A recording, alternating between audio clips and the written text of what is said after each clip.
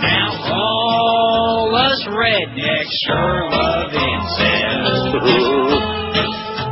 'Cause sex just ain't as good unless it's family. Because all us rednecks practice incest. Now I'm my only uncle and it worries me. My Aunt Esther took me with her back to her double wide. What a deal, ain't got no wheels, and inside smelled like something died. She kissed my cheek and winked her eye and said, we're all alone in the house. Rectum. But I got sick when she gave me a kiss, chewing tobacco in her mouth. All us rednecks sure love incest. 'Cause sex just ain't as good unless it's family. Are you sure? Because all us rednecks practice incest. So come meet my new wife, she's my niece. I just got me a farm with horses, chickens, cows, and pigs. A 4x4 that I adore, with tires that are too damn big. The rear window, it has a gun rack, that's where I keep my gun. A rebel flag and my wife in the back. My neck is red from too much sun. All us rednecks sure love incest. 'Cause sex just ain't as good unless it's family. Because all us rednecks practice incest. My sister is the one over there with the dirty knees. Every union's it's hard to choose who's got the nicest tooth. And I don't like the way my daddy has been watching me. I'm dying over here. All right. That, you know, you don't take that clip right from the end of that. Yeehaw, that's America for you, baby. We got a land of two nations, or a nation of two lands. We got the rednecks. That was the most important poll I think they showed all the whole campaign so far. CNN about an hour ago. All depending on what kind of music you like, and they divided in three categories: rock and roll. Kerry, 50 to 46, was ahead 4 points among those who like rock and roll. He was ahead by 3 points among those who prefer classical music. And country music, man, no contest. Bush was like 8 million points ahead. Maybe not 8 million, but at least... About 30, man. At least that many. I think we ought to, like, divide the country right down the middle. All them rednecks, well, maybe not down the middle, like, geographically. Take, like, about 10 states and stick all you Bible-thumping, right-wing, nose-picking, banjo-playing in Montana, North Dakota, South Dakota, Idaho, Nebraska. Indiana, that'd be good. That's a really horrible place. You ever been to Indiana? No. Don't. Now, let me ask you this. Are we doing, I probably should have asked right off the get-go, are we doing both breaks? I hope not. No, just the end. They've already played all our spots in the first hour. But all the spots in the first hour? Yes, they have. But we'll make it happen. We can take the last break. We can make it happen? Oh, yeah, let's play that 5 or 6 times. Dialogue by Chicago. That'll take us up to about 158. Curtis Stevenson for the Mad Dog, who's on his way to New York with your best friend and his best close personal buddy to do the Jets smashing of the Dolphins tonight. That ought to be really ugly. And I know the Patriots lost yesterday. Well, guess what? Sooner or later they were going to get their ass whomped, and they did. By a pretty decent team. They just didn't show up yesterday. The Patriots sucked, and they lost again. Big deal. They're still 6-1 last time I checked, which is the Dolphin record, just kind of like switched ass around, right? Right. Yeah. Same numbers, just to ass around. So anyway, we got Curtis Stevenson for the Mad Dog. Then at 4 we got the big, because the Humper, I guess, is still on his way back from Texas. If they let a big fat Jew like Hank out of Texas, I'm not sure. But anyway, he's on his way back. He'll be back tomorrow. And then we got Dolphin Countdown to Kickoff, hours and hours of commercials. Now, is Geldy still on that thing? Nope. He's not? Nope. Get out of town. Geldy has been banished from the Dolphin Countdown to Kickoff, those 85 hours. Who does that? Big O. Get out of here. What are you talking about? It's Big O. Come to kick off is Big O. No way. Okay. So in other words, he's going to be on from 4 o'clock till 9? Well, that I don't know. 5 hours of the big... Oh! You got to be crazy, man. He's not that rock solid. Goldie does the Canes games.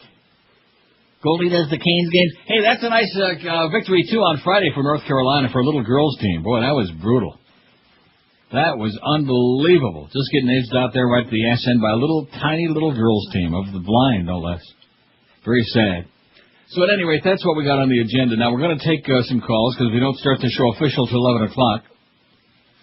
You want to take a couple calls? Yeah, why not? And then we'll give you the whole lowdown at 11 o'clock. In fact, we're going to take calls all day today because it's the day before Election Day. And we want to give everyone... In fact, too bad we don't have C-SPAN in-house. You know what? That would be good. So they could listen to all the intellectual collection day. Hello. Neil. Yes, sir. I don't know if I hear Howard and David is with the Dolphins, but what's he doing broadcasting for another team? Yeah, that's true. Good point. All right, Neil. Okay. Yeah, Howard's going to be doing the the Dolphins game tonight. I bet you his whole family is going to be up there painted green and white, you know. In fact, probably each cheek is like one green, one white. Wouldn't you think? It's not as much fun now that we don't have him to kick around anymore, you know. Let's get him on a lot more often, to fill in. What? What are you laughing about? He could have been on today. Oh, that's right. He's also on the way to New York with the Mad Dog. They're probably there right now. Get ready for that debacle tonight. That is going to be really grotesque. How about those Packers, by the way? They might as well call off the election. All it's going to do is make a lot of money for lawyers. There are going to be all these challenges. The good thing in Ohio is so far, although they're appealing it obviously, but in Ohio the court said, no, you can't, all you Republicans out there, you can't put all these so-called observers into the polling places to try to block and intimidate anybody darker than like light brown. Anybody darker than light mocha will be thrown out. Well, that's not going to happen in Ohio as of now. And as of this morning, They'll try.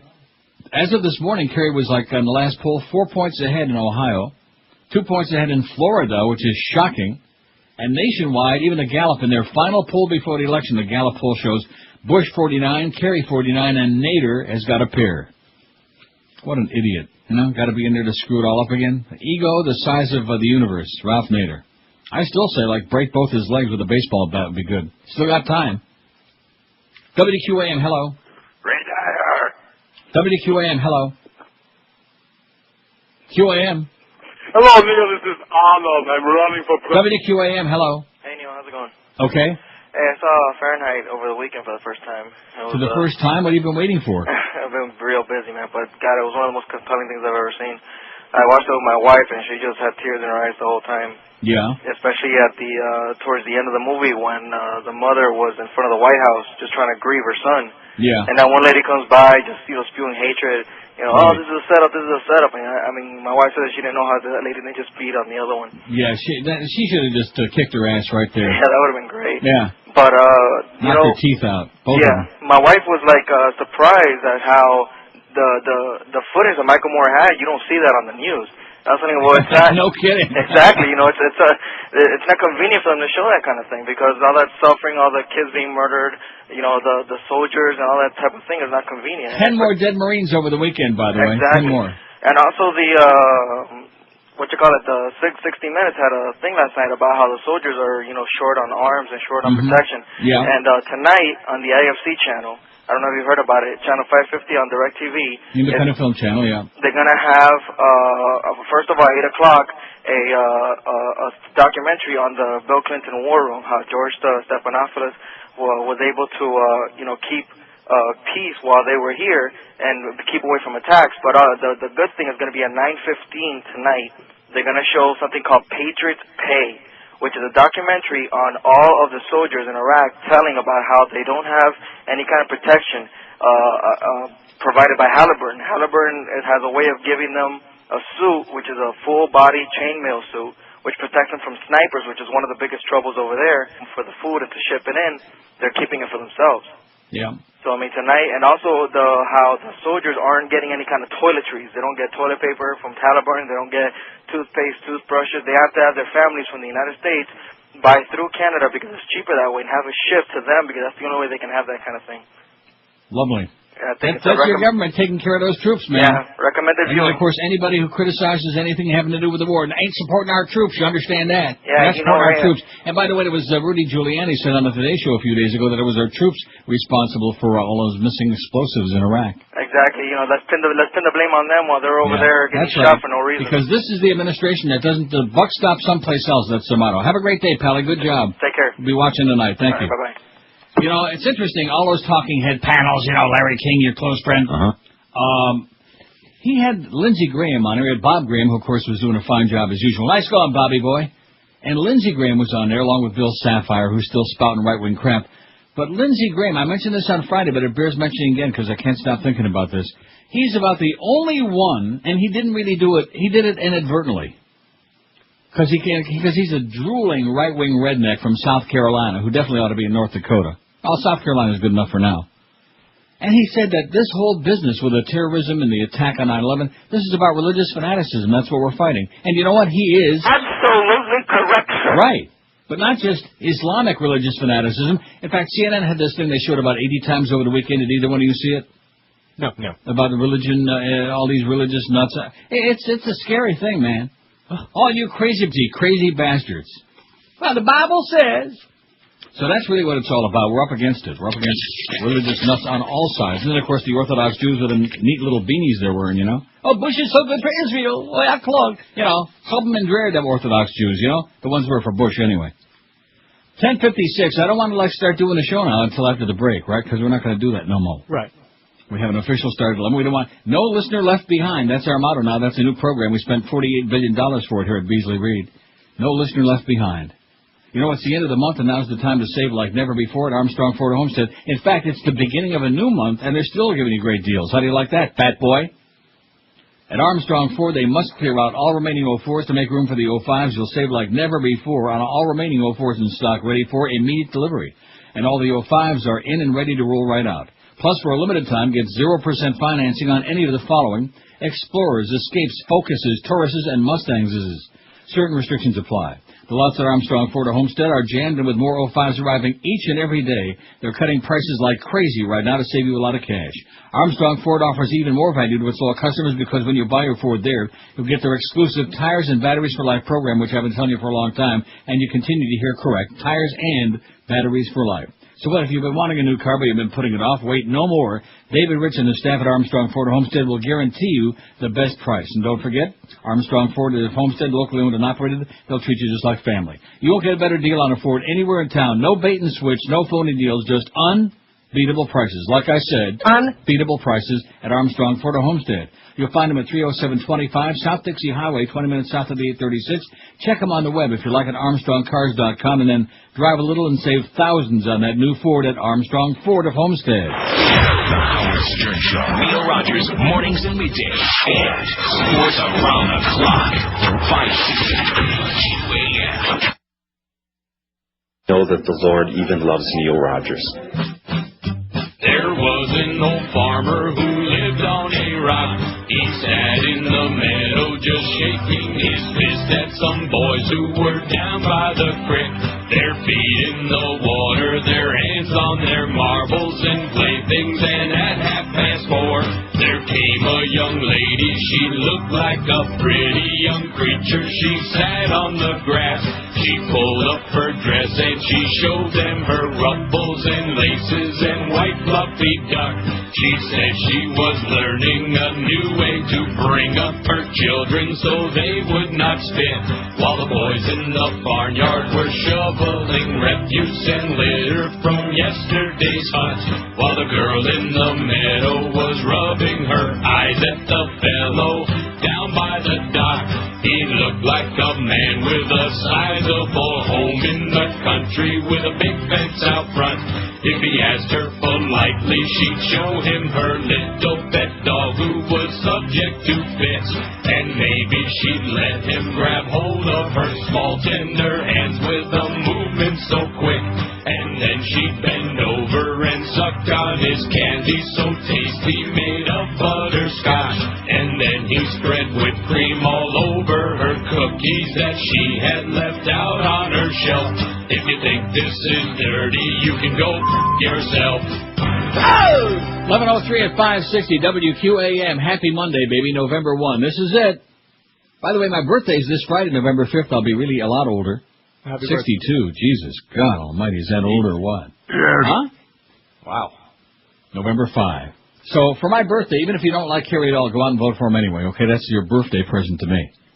And don't be intimidated, okay? If you happen to be one of those dark folks or one of them beaner folks or anybody who doesn't look quite like, if you're a little off, don't let them screw with you. I just have to laugh at all these right-wingers. They showed one guy in Ohio this morning, one of their hotshot attorneys. Well, we're not going to allow all these phony votes that they've got stacked up, all these nonsense. Yeah, right.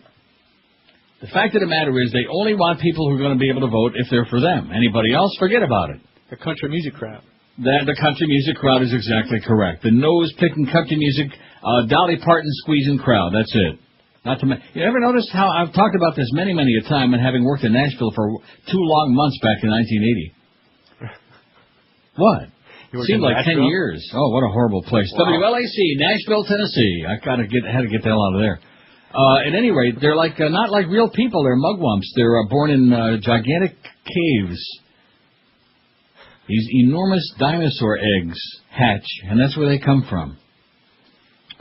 And they're just like not real people. But at any rate, that's the crowd, the nose-picking country music crowd, the Toby Keith crowd, the born-again Bible-thumping crowd, the Jerry Falwell crowd, the Pat Robertson crowd, which El Presidente said, oh, don't worry about casualties. There aren't going to be any American casualties. So basically what Karen Hughes and the others are doing now is saying, Pat Robertson, this great man of the cloth, is a freaking liar. Because we know that El Presidente would never lie to you. And he certainly would have been never so... I mean, what do you expect from a president who has to be coached during a debate, who has to be coached when he's holding a meeting with a head of another country whose name you don't even understand and doesn't know where the country is on the map?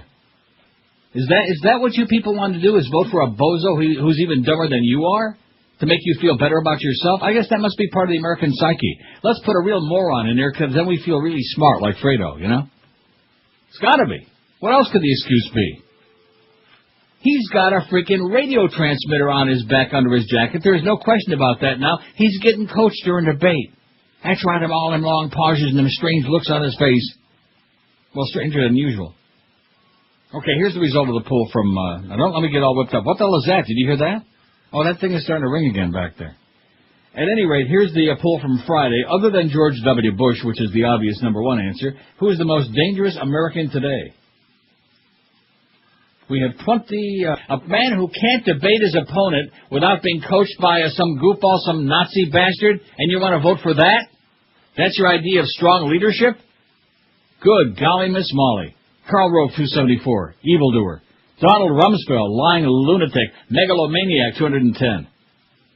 Ever see him and Hermann Goering together? No. Same person. Michael Powell, 94. See the big drop-off there? Yeah. Michael Powell, 94. Ralph Nader, 88. Antonin Scalia, 75. I like the way we spell that, not right. Rush Limbaugh, 70, who's busy diddling Darren Kagan there on CNN, in case you missed that story last week. That's his new flame. Pill Pop and Rush.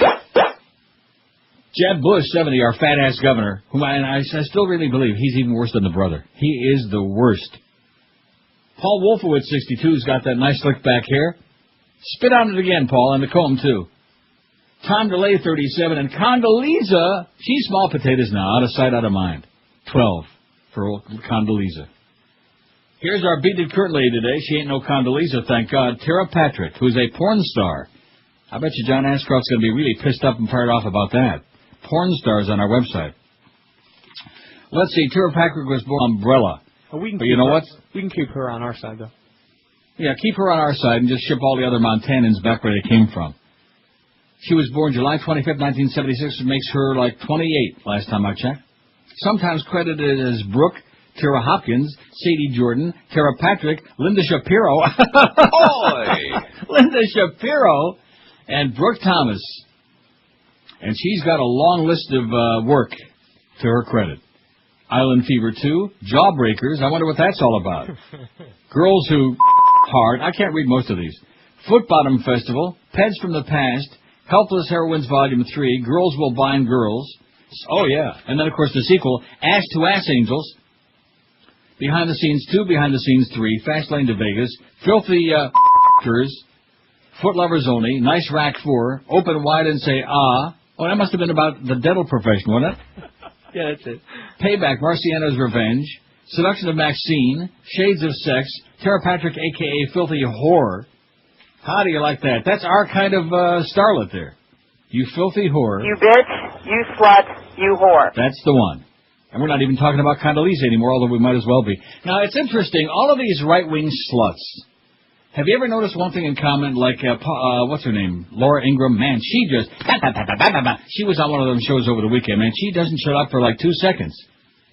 Just an obnoxious right-wing bitch who just lies like crazy and pretends she don't hear what the other people are saying. And Ann Coulter, of course, goes without saying. And Condoleezza. Are any of those people married? No.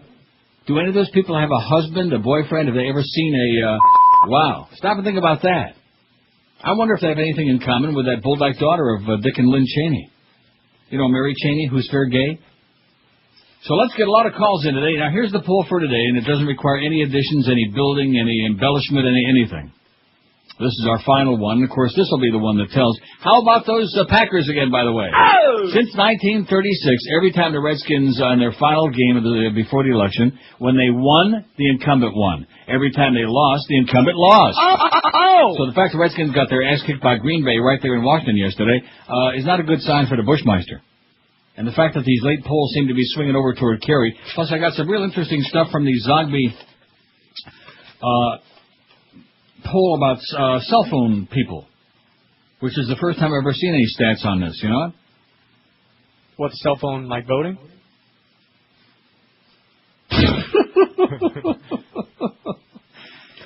If you're for President Bush, stick the phone up your ass. If you're for Kerry, press 1. Yeah, cell phone voting. No, the people that don't have listed phones, that don't use, in other words, they use their cell phone as their primary phone, bozo. All right. Like he So those people don't show up in the polls because they're not, you can't find them, because those cell phone numbers ain't listed. Got it? Got it. So I got a poll on that, which is pretty damn interesting. Kerry just blows Bush away in that category. So anyway, here's the poll for today, and then we'll get into a zillion calls between now and 2, because we want to, like, really show our ass, show the world that Florida is involved. We want to hear all your voting stories and all of these things. Which of these applies to you? Already voted for Bush, already voted for Kerry, already voted for Nader. Will vote for Bush, will vote for Kerry, will vote for Nader, won't vote, can't vote, still don't give a Schmidt, or undecided. I think if that doesn't cover all the bases, I have no idea what does, right? Right. Already voted for Bush or for Kerry or for Nader, will vote for Bush or for Kerry or for Nader, won't vote, can't vote, which means like poor little George, he's on vacation today and he'll be back tomorrow. He's taking like one day at a time, kind of spastic, because he sure don't want to miss Election Day, and I'm sure he don't want to miss Wednesday when we're sitting here, whatever we're doing. Still don't give a Schmidt or undecided. Those are the things on our poll today. Okay, we'll take the first of 45,000 calls when we come back. Listening to Neil Rogers exclusively on 560 QAM.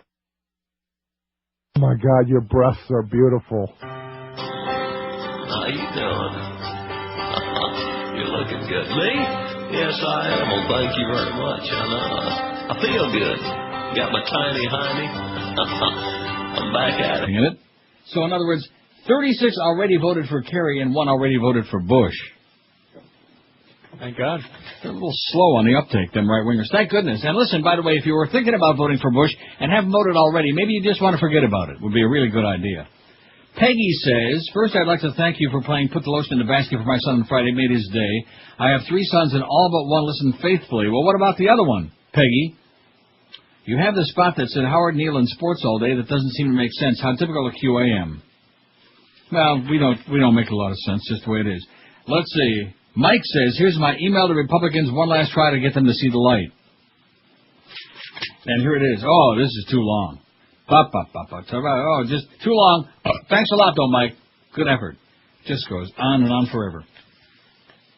5670560, pound 560 on. Oh, and just to tie in with what the 60 Minutes piece last night, if you go on CBS.com, or just look up their 60 Minutes, click on 60 Minutes on their website on the CBS deal, The whole story is on there from what they had on last night. 2 weeks ago, a group of Army reservists in Iraq refused a direct order to go on a dangerous operation to resupply another unit with jet fuel, without helicopter gunships to escort them over a treacherous stretch of highway, and lacking armored vehicles. Soldiers from the 343rd Quartermaster Company called it a suicide mission.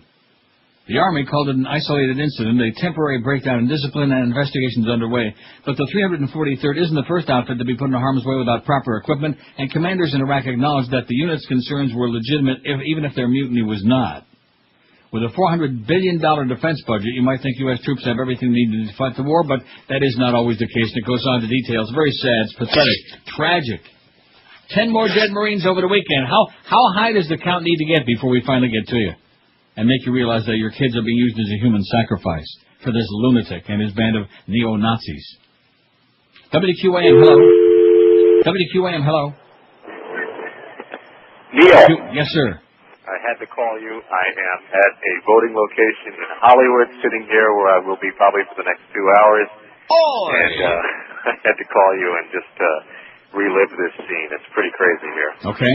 We've got 6-year-old girls walking around with Bush Cheney signs. We've got open politicking going on around here with people just, a lot of these out-of-towners come here to urge people to vote against Amendment 4 and actually challenge one of the guys who said he was from Tallahassee. I said, well, what business do you have being here challenging something in Broward and Dade? But it's really kind of nuts because you got like 600 people online, and then you have basically campaigning going on while people are online. Yeah, that's outrageous. It should be stopped. The law is 50 feet. There are lawyers here all over the place, but there's nothing much they can do because that's the law. But again, the lines are out the door and around the corner, and you've got every which way, every partisan person politicking in favor of their position. Well, here's my advice to anybody who's caught in a situation like that. If somebody's trying to muscle you and give you a song to dance while you're waiting to exercise your constitutional right to vote, just shoot them in the leg. Yeah, that's a good idea. But it's pretty crazy here, and I just wanted to give you the eyewitness report. If anybody's driving on Hollywood Boulevard, passing the courthouse, and you're listening to Neil right now, give a big honk and think of us here as we all wait you to honkies vote. out there, lay on it. Okay, do a good job, pal. Thanks. Thanks. How do you like that? They're muscling people. See, that's how desperate they are, because they know they're going to lose, the Bush people. So, and it's not going to be close enough that they can fix the count after the fact. And, of course, Rehnquist went home instead of back to work today because he'd be ill and he's on the way out. So who the hell knows what's going to happen then? They can't count on the Supremes anymore. Diana Ross, she's busy in rehab, so they can't count on her or Rehnquist. So what do they do now? And Clarence Token Thomas, he's busy because the shipment just came in over the weekend. So they're not going to be able to pull off the same scam they did 4 years ago. So now the best they can do is like work overtime, heavy duty, hundreds of thousands of freaking lawyers to make damn sure that people that they don't like aren't going to be able to vote. In fact, maybe they'll shoot you in the leg if you don't vote the right way. It's possible. Twist your arm a little bit. If that don't do it. WQAM, hello. Hi, Neil. Yes, ma'am? Hi, this is Leilani from Homestead. Listen, I was listening to part of Rush and Schmidt last week, and they said they said about the Green Bay and Washington game. Yeah. Yeah, they said if Washington wins, the Republicans will win. If Green Bay wins, the Democrats will win. Well, last time I checked the score and I watched a good part of that game, Green Bay kicked their ass. They kicked butt. That means we're going to kick butt. We'll find out, sir. We'll find out what, the 3rd? Yeah, 3rd of January. Yeah. So we'll 2007. Okay, do a good job, sweetheart. Get a new phone. Yeah, if anybody really believes, unless, of course, it's like, now this morning, let's see, I want to make sure I get this right. They showed Bush ahead in Pennsylvania, which I don't believe that. I don't care what the poll says. I still believe Kerry's going to win Pennsylvania. But they show, of course, you always believe whatever polls agree with your opinion, right? Right. I do believe that new one in Florida that shows Kerry 2 points ahead. I do believe that. And there are 2 different polls taken over the weekend. The Zogby poll in Wisconsin shows Kerry with an 8-point lead in Wisconsin. The poll they were showing, they were touting on CNN, which must be Gallup again, they show Bush ahead by 8 points in Wisconsin. Now, all you cheeseheads out there, how is that possible? Although they do have a lot of Nazis in Wisconsin. A lot of them beer-guzzling, German, you know what I'm talking about, that crowd? Right. They do have a lot of them. So we'll see who shows up in Wisconsin. How about that Panther, that hurricane game? I just want to mention that a few times just to rub it in. See, they've been flirting with disaster for too long. They've been on the verge, pulling games out against like little girls' teams that right at their ass end, and this time it didn't work out quite so well. Which isn't a big deal, except for the fact that, you know, in South Florida, if your team loses one game, well, screw them. We're not going to show up for that.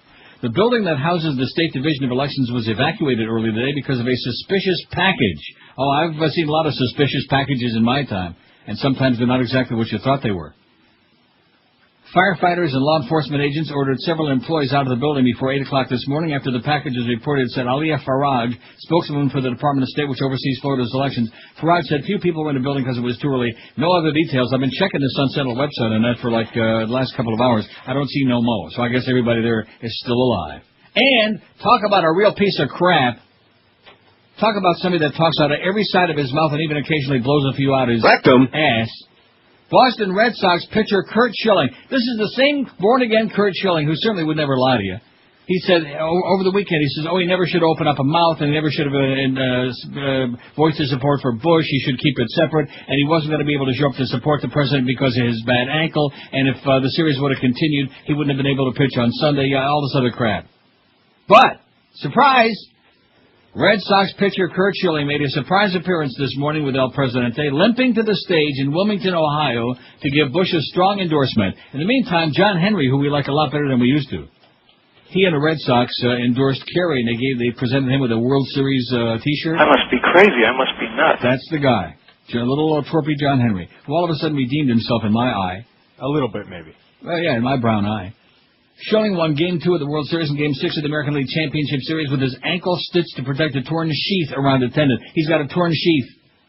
He was expected to undergo surgery this week, had canceled an appearance with Bush on Friday, but this morning he wore a protective boot over the ankle as he and his wife made their way to the stage inside an airplane hangar. The A's pitcher said Bush was a commander-in-chief who will ensure troops have everything they need to get the job done. We just got through telling you, 60-minute shorty last night, they're not getting everything they need, but nevertheless, Curt Schilling says they will, so now sleep a lot better. Well, he can go. He says he's a leader who believes in their mission and honors their service, a leader who has the courage and the character to stay on the offense against terrorism until the war is won. Bush stood next to him, and they embraced afterward, and there was a little bit of tongue action seen as well. And rumor has it that Schilling even fondled the radio transmitter on the president's back. Just a rumor. I mean, how come the media haven't made a hell of a lot more about that? Remember the story, Josh, that I read last week about the fact that the media's everything he gets a free pass on? What about all the other scandals that have gone on? What about Abu Ghraib that we don't hear another word about, where everybody else was a scapegoat? Right. What about Valerie Plame, the outing of the CIA agent as shot in the head for Joseph Wilson? Little payback. Not to mention, of course, Halliburton. Now we heard a little bit about the FBI investigation, and then that was the end of that. Just amazing. You talk about the Teflon president. And then they have the gall to turn around, the right-wingers, and say, oh, well, the media have made Kerry into a challenger. That's why it's so close, because... Right. 26 past 11 at 560 WQAM. You know, IRS tax problems have a way of ruining all aspects of your life. They take a toll on you financially, physically, and emotionally. You can never really forget about your IRS problems. They come back every day when you wake up in a cold sweat. CPA Jamie Buchwald and the Buchwald Tax Firm will help end your IRS problems forever and give you back peace of mind. That's why other top CPA and law firms refer their clients to the Buchwald Tax Firm when they have IRS problems. Why not avoid potential criminal prosecution? Get all on-file tax returns prepared even if you lost all your records. Suppose you have an IRS lien, a wage levy, owe payroll taxes and penalties. Maybe you want to settle for thousands less than you owe or you need time to pay. Whatever the deal is, the Buchwald Tax Firm can help you. They offer a free initial consultation, affordable guaranteed fees, and immediate relief from IRS harassment. And best of all, you never even have to meet with the IRS. The Buchwald Tax Firm handles all meetings and discussions. You don't even have to be there. Call them today, 954-575-2800, and get yourself out of that pickle. 954-575-2800. Whether you owe $10,000 or $1 million in IRS taxes, the Buchwald Tax Firm can help you out. Call them today for that free consultation or visit them on the web at irsfreedom.com and stop worrying about the IRS knocking at your front door or maybe knocking it down. Call them today, 954-575-2800. You're listening to Neil Rogers exclusively on 560 QAM. Absolutely.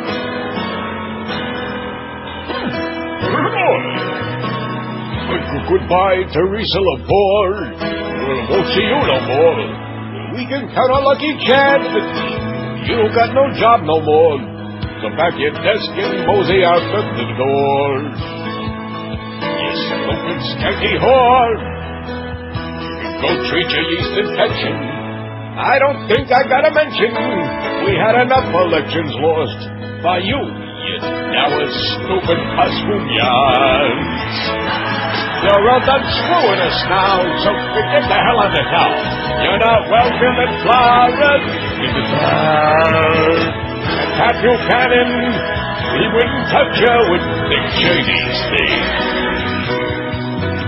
Now there's one less county to rig for the neocons. You lost your stupid bitch, go find something else to do. Like Mass and Gill, you smelly Jew. There's the final poll by CNN Gallup, right-wing, 49-49, 2% for Nader. Oh, those Nader people, man. Get a life, get a brain, okay? Like I said, they're just like he is, stubborn and foolish and idiotic. Anyway, here's the poll so far. Now, is there something wrong on that poll? Josh, are you looking at it? No, what do you mean? Where it says can't vote, won't vote, and then there's like 2 1s underneath it there? Like, I don't know what the hell that is. You don't see that? No. You don't have that? No. Don't tell me it's me again. I saw that movie Gaslight, okay? You ain't no Charles Boyer. It must be me then, huh? I'm refreshing it, and it's still under where it says can't vote, won't vote. It comes up like there's a 1 and another 1 underneath, next to nothing. You don't see that? Yeah, I just refreshed. Yeah, I don't know.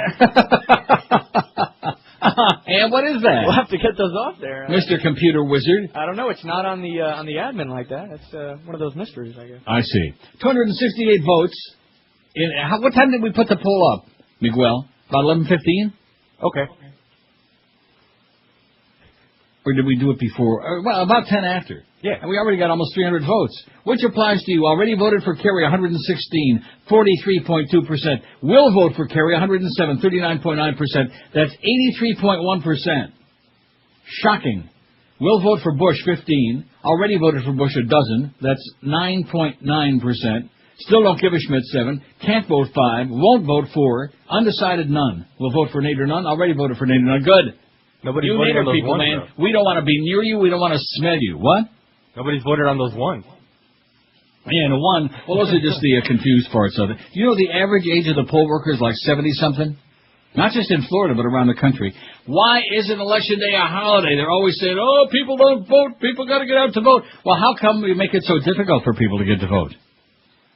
Election Day ought to be a holiday, and the average age of the poll worker ought to be like 40, not 80, okay? So that living and breathing people who have something... And this fax is proof of it from whoever this is.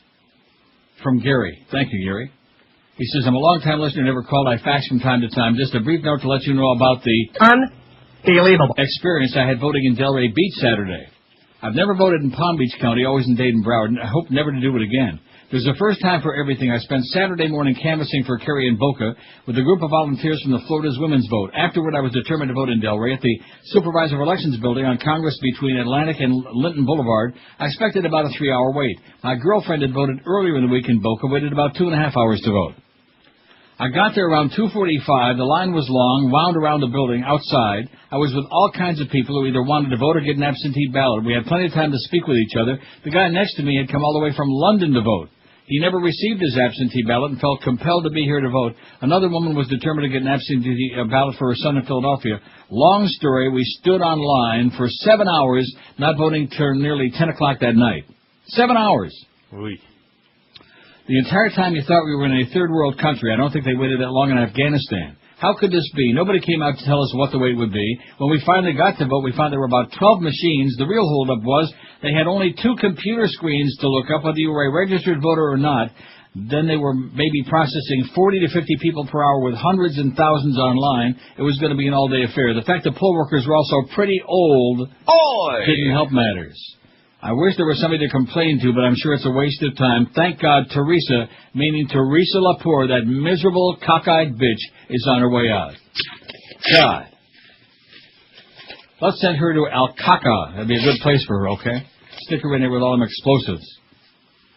Adam the Macho Lifeguard says, one outstanding point that no one's brought up. In the past 2 previous times the Electoral College winner lost the popular vote, neither one won re-election. Benjamin Harrison and Rutherford B. Hayes. Perhaps the American people aren't so dumb after all. It says, Yeah, well, we can only hope so. Let's hope so, Adam. You self-aggrandizing lifeguard, you. You know Adam? Yeah. Huh? No, I don't know Adam. Good. He thinks he's a stupid star. 5670560. Let's get 45,000 votes calls on between now and noon. What do you say? Say yeah. WQAM, hello. Hey, Neil, how you doing? Pretty good? Now, you weren't here in South Florida over the weekend, were you? No. Okay. I was in Montreal over the weekend. Okay, you got to hear this one. Channel 10, Saturday night showed well, actually, 3:30 game was the Florida State game, okay? So the Florida State game ended at 7:20. You don't mean the game that they lost, do you, that one? Yeah, that one. So now they pop on the national game, which was the Michigan State game. Oh, please. Okay, now listen, you know that went to triple overtime or Yeah, whatever? no kidding, I know. So they're in just between the end of regulation and the first overtime, and they go, we now interrupt this program to show you Stolen Honor, that Sinclair broadcasting thing. What? They interrupted the Michigan State game on Channel 10 to pop on Stolen Honor. You'll On hear Channel from 10 in Miami? In Miami, Channel 10. What the hell was it doing on there? Obviously they bought time. These guys, and it was actually on at 1 o'clock in the morning again. Oh my God! These guys actually bought time besides the Sinclair thing to shoot this thing on around the country, at least in the swing states, anyway. Unbelievable. Now, one other thing: do you notice that every one of these people who talk about Bush or defend Bush are all religious freaks? Every one of them. Yeah. And Coulter, this other broad, from that you want to... It's the triple R: Republicans, religious freaks, and rednecks, man. Everyone, John O'Neill, every one of these people, all you got to do is ask them one question: are you a religious freak? Every one of them. Well, take a look at the map. Take a look at the red states. I've been telling you that for a long time. That's where it's at. It's Redneckville. But supposedly, like the Ann Coulter and that other blonde broad that you were talking about, Laura Ingraham. Hate that bitch.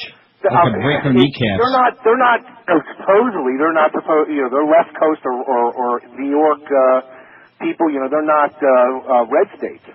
But meanwhile, they still. Oh, look at that choice for president among people living near a Starbucks. Kerry 53, Bush 43, Nader 1. Let's build a whole bunch more Starbucks before tomorrow. Go ahead. I'm sorry.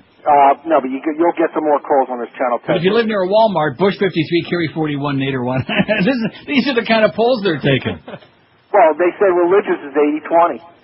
Religious nuts, man. If you're religious, it's 80% Bush, 20% Kerry. Don't forget, most of the fascists shop at Walmart. Fascist and trailer trash. It's unbelievable, Neil.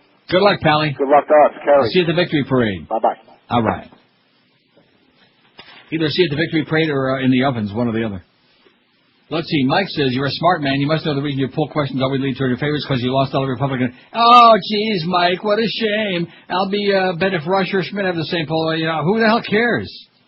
Who the hell cares? I hope you'll be taking calls on Wednesday. Yes, we will be taking calls on Wednesday, Mike, as if to suggest, we know Bush is going to win. Let's see what you have to say then. You know what I'm going to say if Bush wins? Oh, my God. That's what I'm going to say. I'm going to say, how's it going, eh?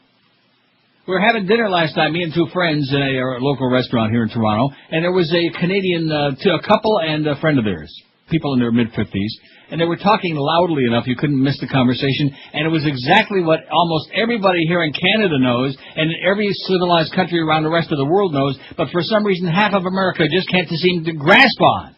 Everything they said was right on target, including how many stupid, uneducated people there are in the U.S. of A. who haven't got any idea where Iraq is even on a map. They couldn't find it with both hands up their ass.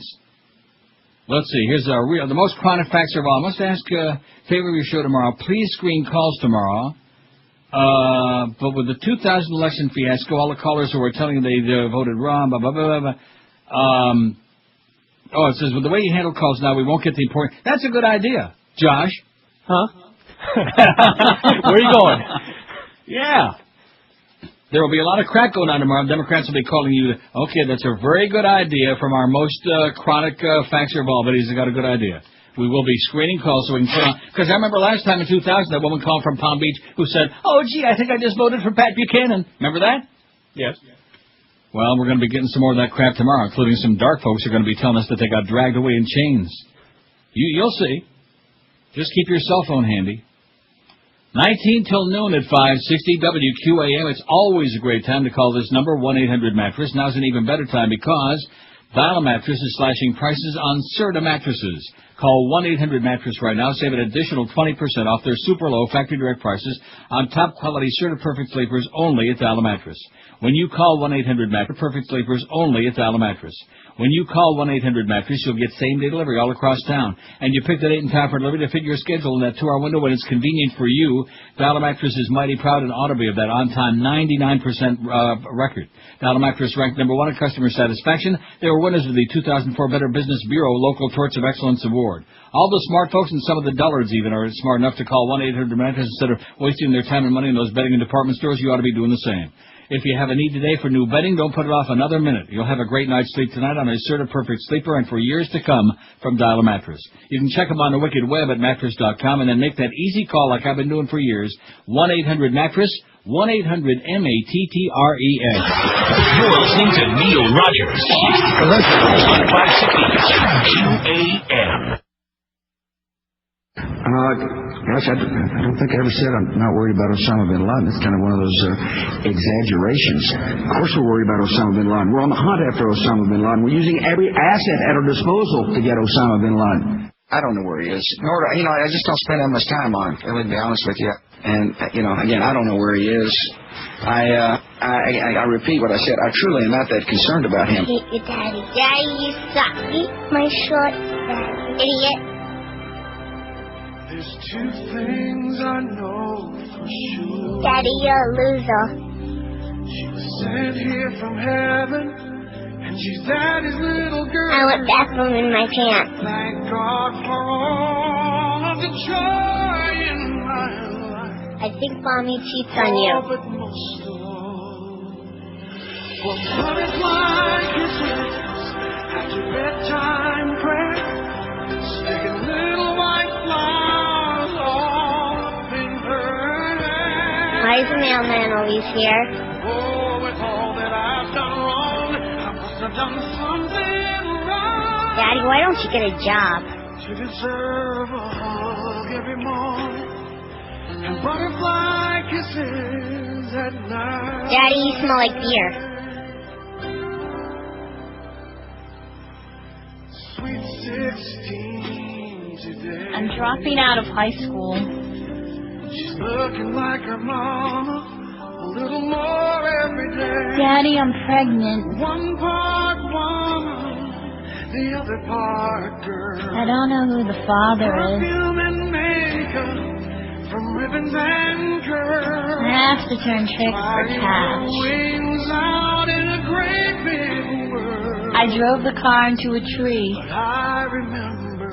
Can you just send me some cigarettes? Butterfly kisses at night. Hey, how about a dose for the bride and groom? She'll change her name today. Dad, I'm getting married again. She'll make a promise, and I'll give her away. Dad, that's my ass. Standing in the bride room, just staring at her. I think I have syphilis. She asked me what I'm thinking. And I said, I'm not sure. No, I've got to let her go.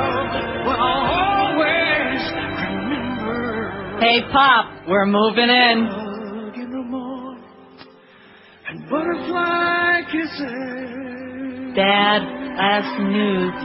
I'm a lesbian. That couldn't be Mary Cheney recording that song, could it? I thought it was.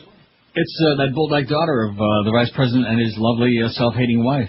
It's 11:49, 11 till noon at QM. Don't forget, Curtis Stevenson for the Mad Dog was on his way to Meadowlands, New Jersey for tonight's loss to the Jets. And then at 4 o'clock we got the big for hours and hours because he is really rock solid. Make no mistake about that. Plus we don't like Gildy no more. We don't want too much Gildy on him. I thought he used to be doing all that Dolphin pregame stuff. Didn't he used to, or did I dream that? Oh, he used to. He used to. So in other words, he's been banned from that, and he's been assigned to the Hurricane losing. Well, it doesn't make too much difference now.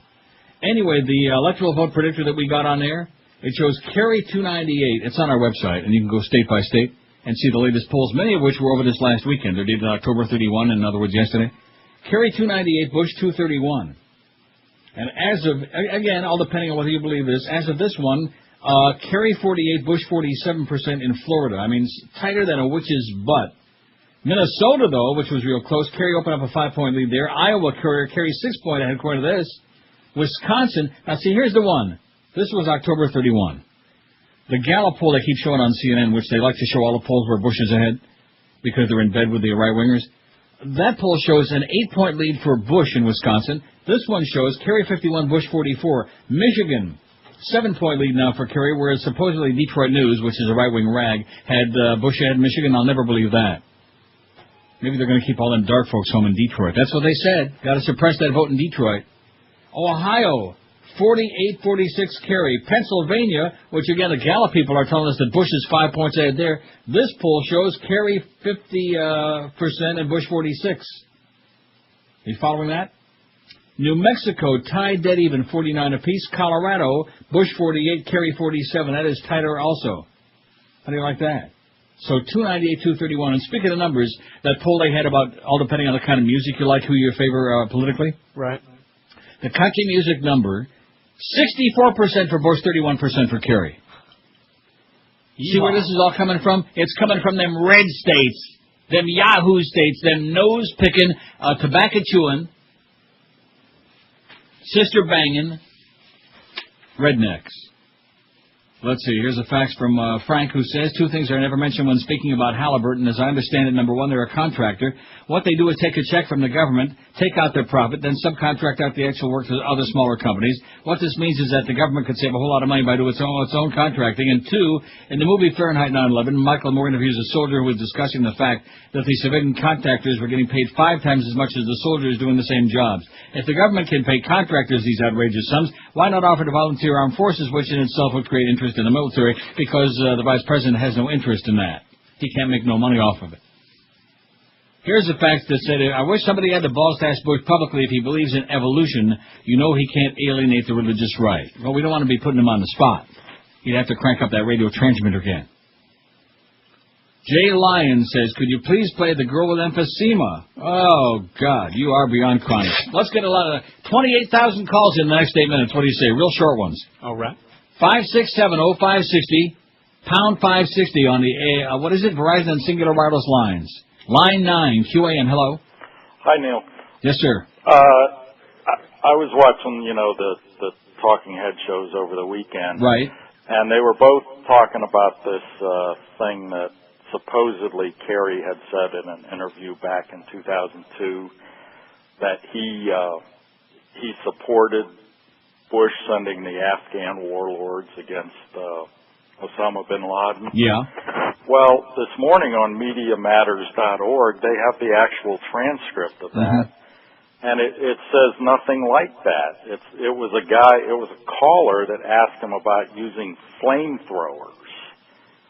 They have the entire conversation. Yeah, it has the entire conversation there, and it's nothing. But they do that all the time, just like this business about passing a global test. We got to pass it, and Kerry has made it clear a million times. That was from the first debate. They took that out of context, and then they keep using that over and over. Because basically, the only thing you notice Bush talks about is the $87 million. First he was for it, and then he was against it, and then he was that, and then plus the fact that he's a bad man, and he can't be trusted, and he's going to be weak on terror. That's all he talks about. He can't tout anything on his own record, because in every single area, from the economy to the environment to foreign policy to foreign relations with every country in the world, he's failed. He's got an F grade in every other issue, so all he can do is do personal attacks.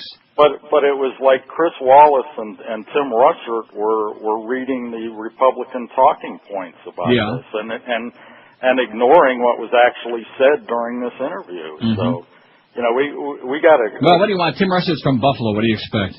Well, yeah. Well, it's just like and anything Bush does, they approve of, and. They all said that Osama tape was going to be a plus for Bush.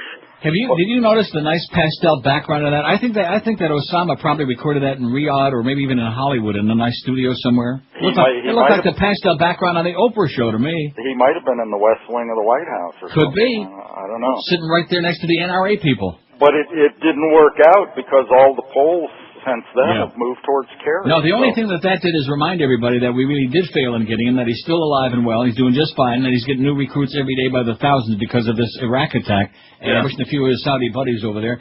Let's see, the Dow actually is up, down to $50.10. What a bargain now, as they're trying desperately. The Dow's up 36 and the NASDAQ up 5, but you know something? It still ain't going to help. Too late.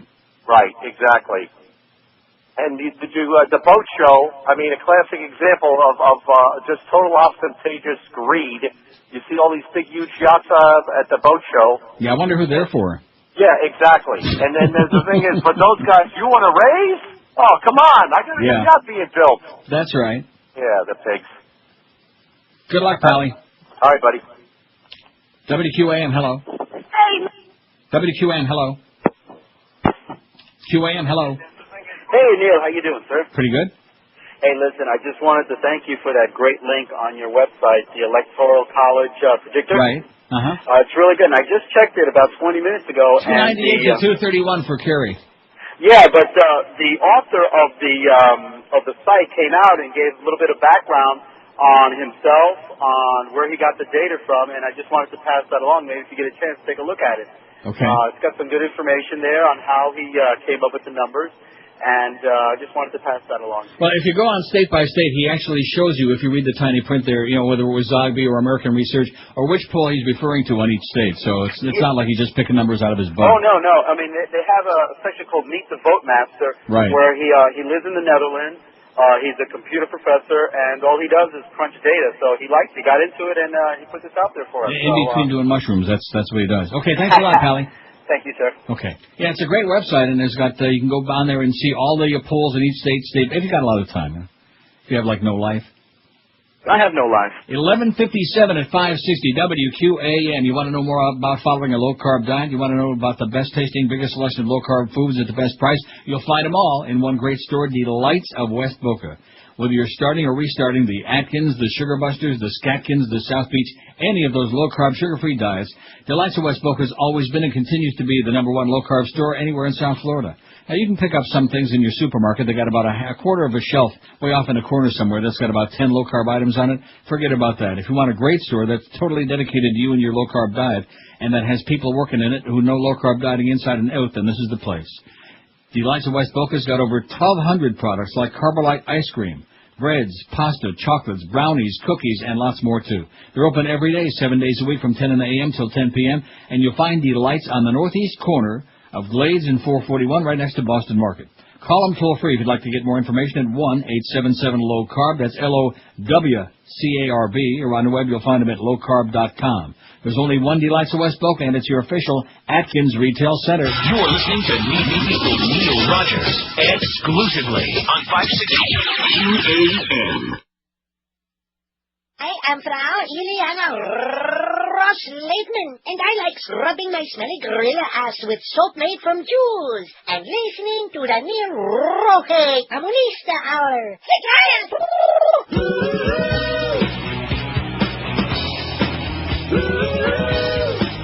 I'm dying over here.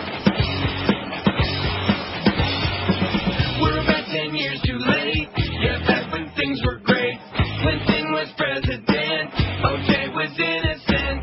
But we could still see friends. And Beavis and Butthead barely had an internet. And there was no spam yet. Never heard about Bin Laden.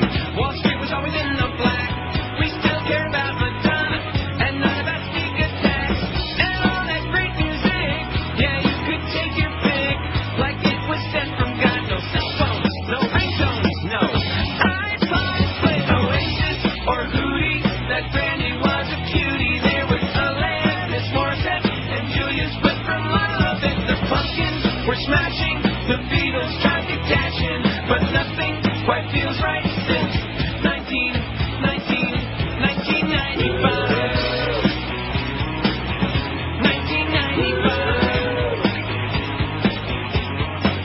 You know Mariah and Whitney, they beat the pants off Britney.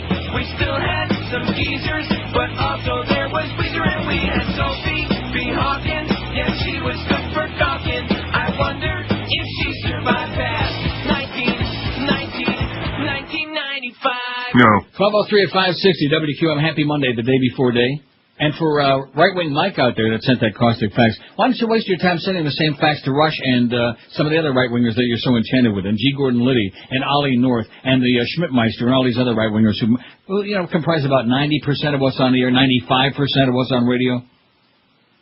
See, I don't really care if we drove away right-wingers because, first of all, people like you, Mike, you're still out there, and if you got an Arbitron diary tomorrow, you'd lie, being the good, honest right-winger that you are. You'd say that you're listening to something else. When you're listening to this show, of course, religiously, and wouldn't miss a minute because you're monitoring. They're not listening, they're monitoring. Right. 544 votes on the poll so far. Already voted for Kerry, 223. Will vote for Kerry, 221. Will vote for Bush, 32. Already voted for Bush, 22. So it's 81.5% to 9.8%. Can't vote, 19. Still don't give a Schmidt, 12. Won't vote, 6. Undecided, 4. Already voted for Nader, 3. And will vote for Nader, 2. 4 more, please. For those 5 idiots. I guess they just like an exercise because they know it's going to have no impact. It means nothing other than just wasting their time. Wait till you hear this. To show you how desperate these people are. Desperate. They must be scared to death that they're going to lose, which I think they are. Columbia, South Carolina. A phony letter circulating in South Carolina is being denounced as an attempt to intimidate minority voters. The letter supposedly comes from the NAACP. It says voters who have outstanding parking tickets or fail to pay child support will be arrested if they show up to vote. Got that? Oh, nice. The Reverend Joe Darby, Vice President of the real South Carolina NAACP, called it old South Carolina politics and said he doesn't think people will fall for it, but he does want an investigation. Darby said he received the letter at his home in Charleston and had Columbia postmarked with no return address. He said the letter was an attempt to scare minorities from voting tomorrow because the author of the message assumes black people are in trouble with the law. The letter also said voters must have wait till you hear this. They also must have a credit check, provide 2 forms of photo ID, a social security card, a voter registration card, and a handwriting sample, and 2 pounds of watermelon. Registrars said that's untrue. What's needed is a voter registration card or a state driver's license or a state-issued ID card, period. How do you like that? Because and this is what kills me when they're telling about, oh yeah, well Bush is going to double the support among blacks. How could any black person with a conscience out there vote for a bunch of mumsers who want to prevent every one of you from voting? This is unbelievable. Or anybody with a bench warrant for that. That's right, anybody with a parking ticket. I mean, that's just the best. Just unbelievable. How come you just sent me this Brandy's tag again here, which I already have and I've been reading? I guess just to make sure I got it, huh? Yeah. Thanks, Josh. Yeah. Thanks a lot, Josh. Let's see. CK says your website gives insight to the amendments. What about all the bond questions? I don't know. Do you know? No, of course not. Isn't there what about Julian Bond? And what about Ward Bond? James Bond. Barry Bonds? Bobby Bonds. Bobby Bonds, he's still dead. You can write him in. So here's the update, okay? A dead heat with 1 day to go. President Bush and Democratic Senator John Kerry are tied nationwide in a tense race for the White House, but Kerry leads in 6 of the 10 battleground states according to the Reuters-Zogby polls released yesterday, the last polls. Kerry and Bush were tied at 48% in the latest 3-day national tracking poll, which included 1 day of polling taken after the airing of the videotape from Osama Yamama. Kerry led Bush 47 to 46% on Saturday. Only 2% of voters remain undecided as Bush and Kerry scoured about 10 remaining battleground states to find the 270 electoral votes they need to win tomorrow. Each man has consolidated his own base pollster, John Zogby said. Bush has good leads in the red states, among investors, and among Republicans, born-again Christians, men, and married voters, he said. Kerry has a solid lead in the blue states and trumps Bush among young voters, African Americans, Hispanics, overwhelming by the way, Democrats, women, union voters, and single people. Kerry leads in Florida, Iowa, Michigan, Minnesota, Pennsylvania, and Wisconsin. Bush leads in Colorado, Nevada, and Ohio, according to the Reuters-Zogby state polls. The state of New Mexico is deadlocked at 49% each, 1 day after Bush held a 9-point advantage. Most of the leads in the 10 state polls were within the margin of error, plus or minus 4.1. The biggest leads in any state were Kerry's 7-point advantages in Michigan and Wisconsin, while Gallup on CNN is trying to tell you that Wisconsin, Bush has got an 8-point lead. According to these people, Reuters and Zogby, a 7-point Kerry lead in Wisconsin. In the national poll, this is unbelievable. Bush earned a positive job performance rating from 46% of likely voters and a negative rating from 53%. Kerry had a 51 to 40% edge among newly registered voters, an unpredictable group that could be a wild card tomorrow depending how many actually turn out to vote. At this stage of the disputed 2000 election, Bush led Al Gore by 2 points in the daily tracking poll. The national poll of 1,207 likely voters was taken Thursday through Saturday. The rolling poll ends today. So I guess when we wake up in the morning, there'll be one more. Got it? Got it. The national poll showed independent candidate Ralph Nader blamed by some Democrats from drawing enough votes from Gore to cost him the election in 2000 with 1.2%. The polls of about 600 likely voters in each of the battleground states were taken Thursday through yesterday. In Colorado, Bush 48, Kerry 47. In Florida, Kerry 48, Bush 47. In Iowa, Kerry 50 to 44. In Michigan, Kerry 52 to 45. In Minnesota, Kerry 49 to 47. In New Mexico, tied at 49. In Nevada, Bush led 50 to 44. In Ohio, Bush 48, Kerry 44. Pennsylvania, Kerry 50 and Bush 45. And in Wisconsin, Kerry 51, Bush 44. They're all over the place. So basically, all depending on what you're hoping and praying and squeezing for tomorrow, you can pretty much find polls for almost every one of these states to say, oh yeah, your guy's ahead. Now, this to me may be the most significant, because when you're starting to find people who otherwise don't show up in these stupid-ass polls, then it starts telling you a little bit more. Polling firm Zogby International and partner Rock the Vote found Massachusetts Senator John Kerry leading President Bush 55 to 40% among 18 to 29-year-old likely voters in their first joint Rock the Vote mobile political poll conducted on mobile phones October 27th through 30th. Nader got 1.6%, 4% undecided. The poll is centered on subscribers to the Rock the Vote mobile platform, a joint initiative of Rock the Vote and Motorola. It's got a margin of error of 1.2 points. The poll also found that only 2.3% of 18 to 29-year-old respondents said they don't plan to vote. Another 0.5% weren't sure if they would. The results of the survey are weighted for region, gender, and political party. The Rock the Vote mobile political poll was conducted using a sample group from Rock the Vote's mobile's 120,000 subscriber base. Participants in the Rock the Vote mobile platform, a civic engagement initiative launched last March by Rock the Vote and Motorola, responded to this poll between October 27th and 30th, which is, I'm sure, what I just got through reading like 2 minutes ago. The results of this text message poll mirror what we're seeing in our more conventional poll, said John Zogby. Among 18 to 29-year-olds, Kerry leads the president by 14 points, 55 to 41 in our current daily tracking poll, virtually identical to these results. Our text message poll seems to have been validated by this experiment. All in all, I think we've broken some new ground in polling. Officials of the nonpartisan Rock the Vote praised the joint effort with Zogby and Motorola. The text message poll marks a departure from current industry standards for polling, but promises to be the first step toward addressing the growing number of Americans who rely primarily, if not solely, on mobile phones. To answer your question, Josh, since you had no idea what that was. Well, now I know. Now you know. See, you learned something already. It's not even 12:30 yet, although it will be soon, and then before you know it, it'll be 1:30, then go home.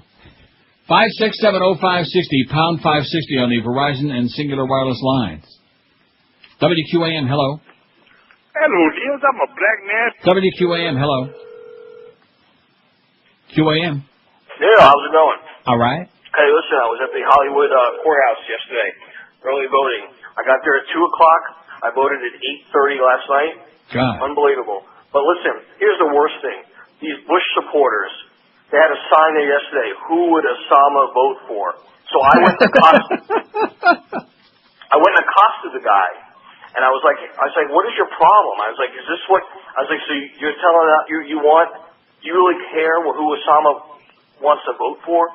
I mean, and these people are so, I can't even think of a word for them, but that's the mentality. They have a big spray-painted banner, instead of WWJD or whatever, who would Osama vote for? Oh, yeah, beauty. In closing, you can't spell scum without UM.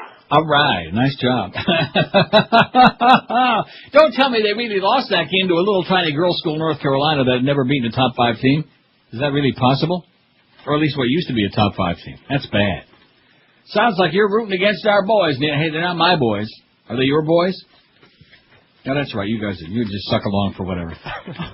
No, you will. You don't root for the Hurricanes. I do. You do? Why? Did you go to school there? No.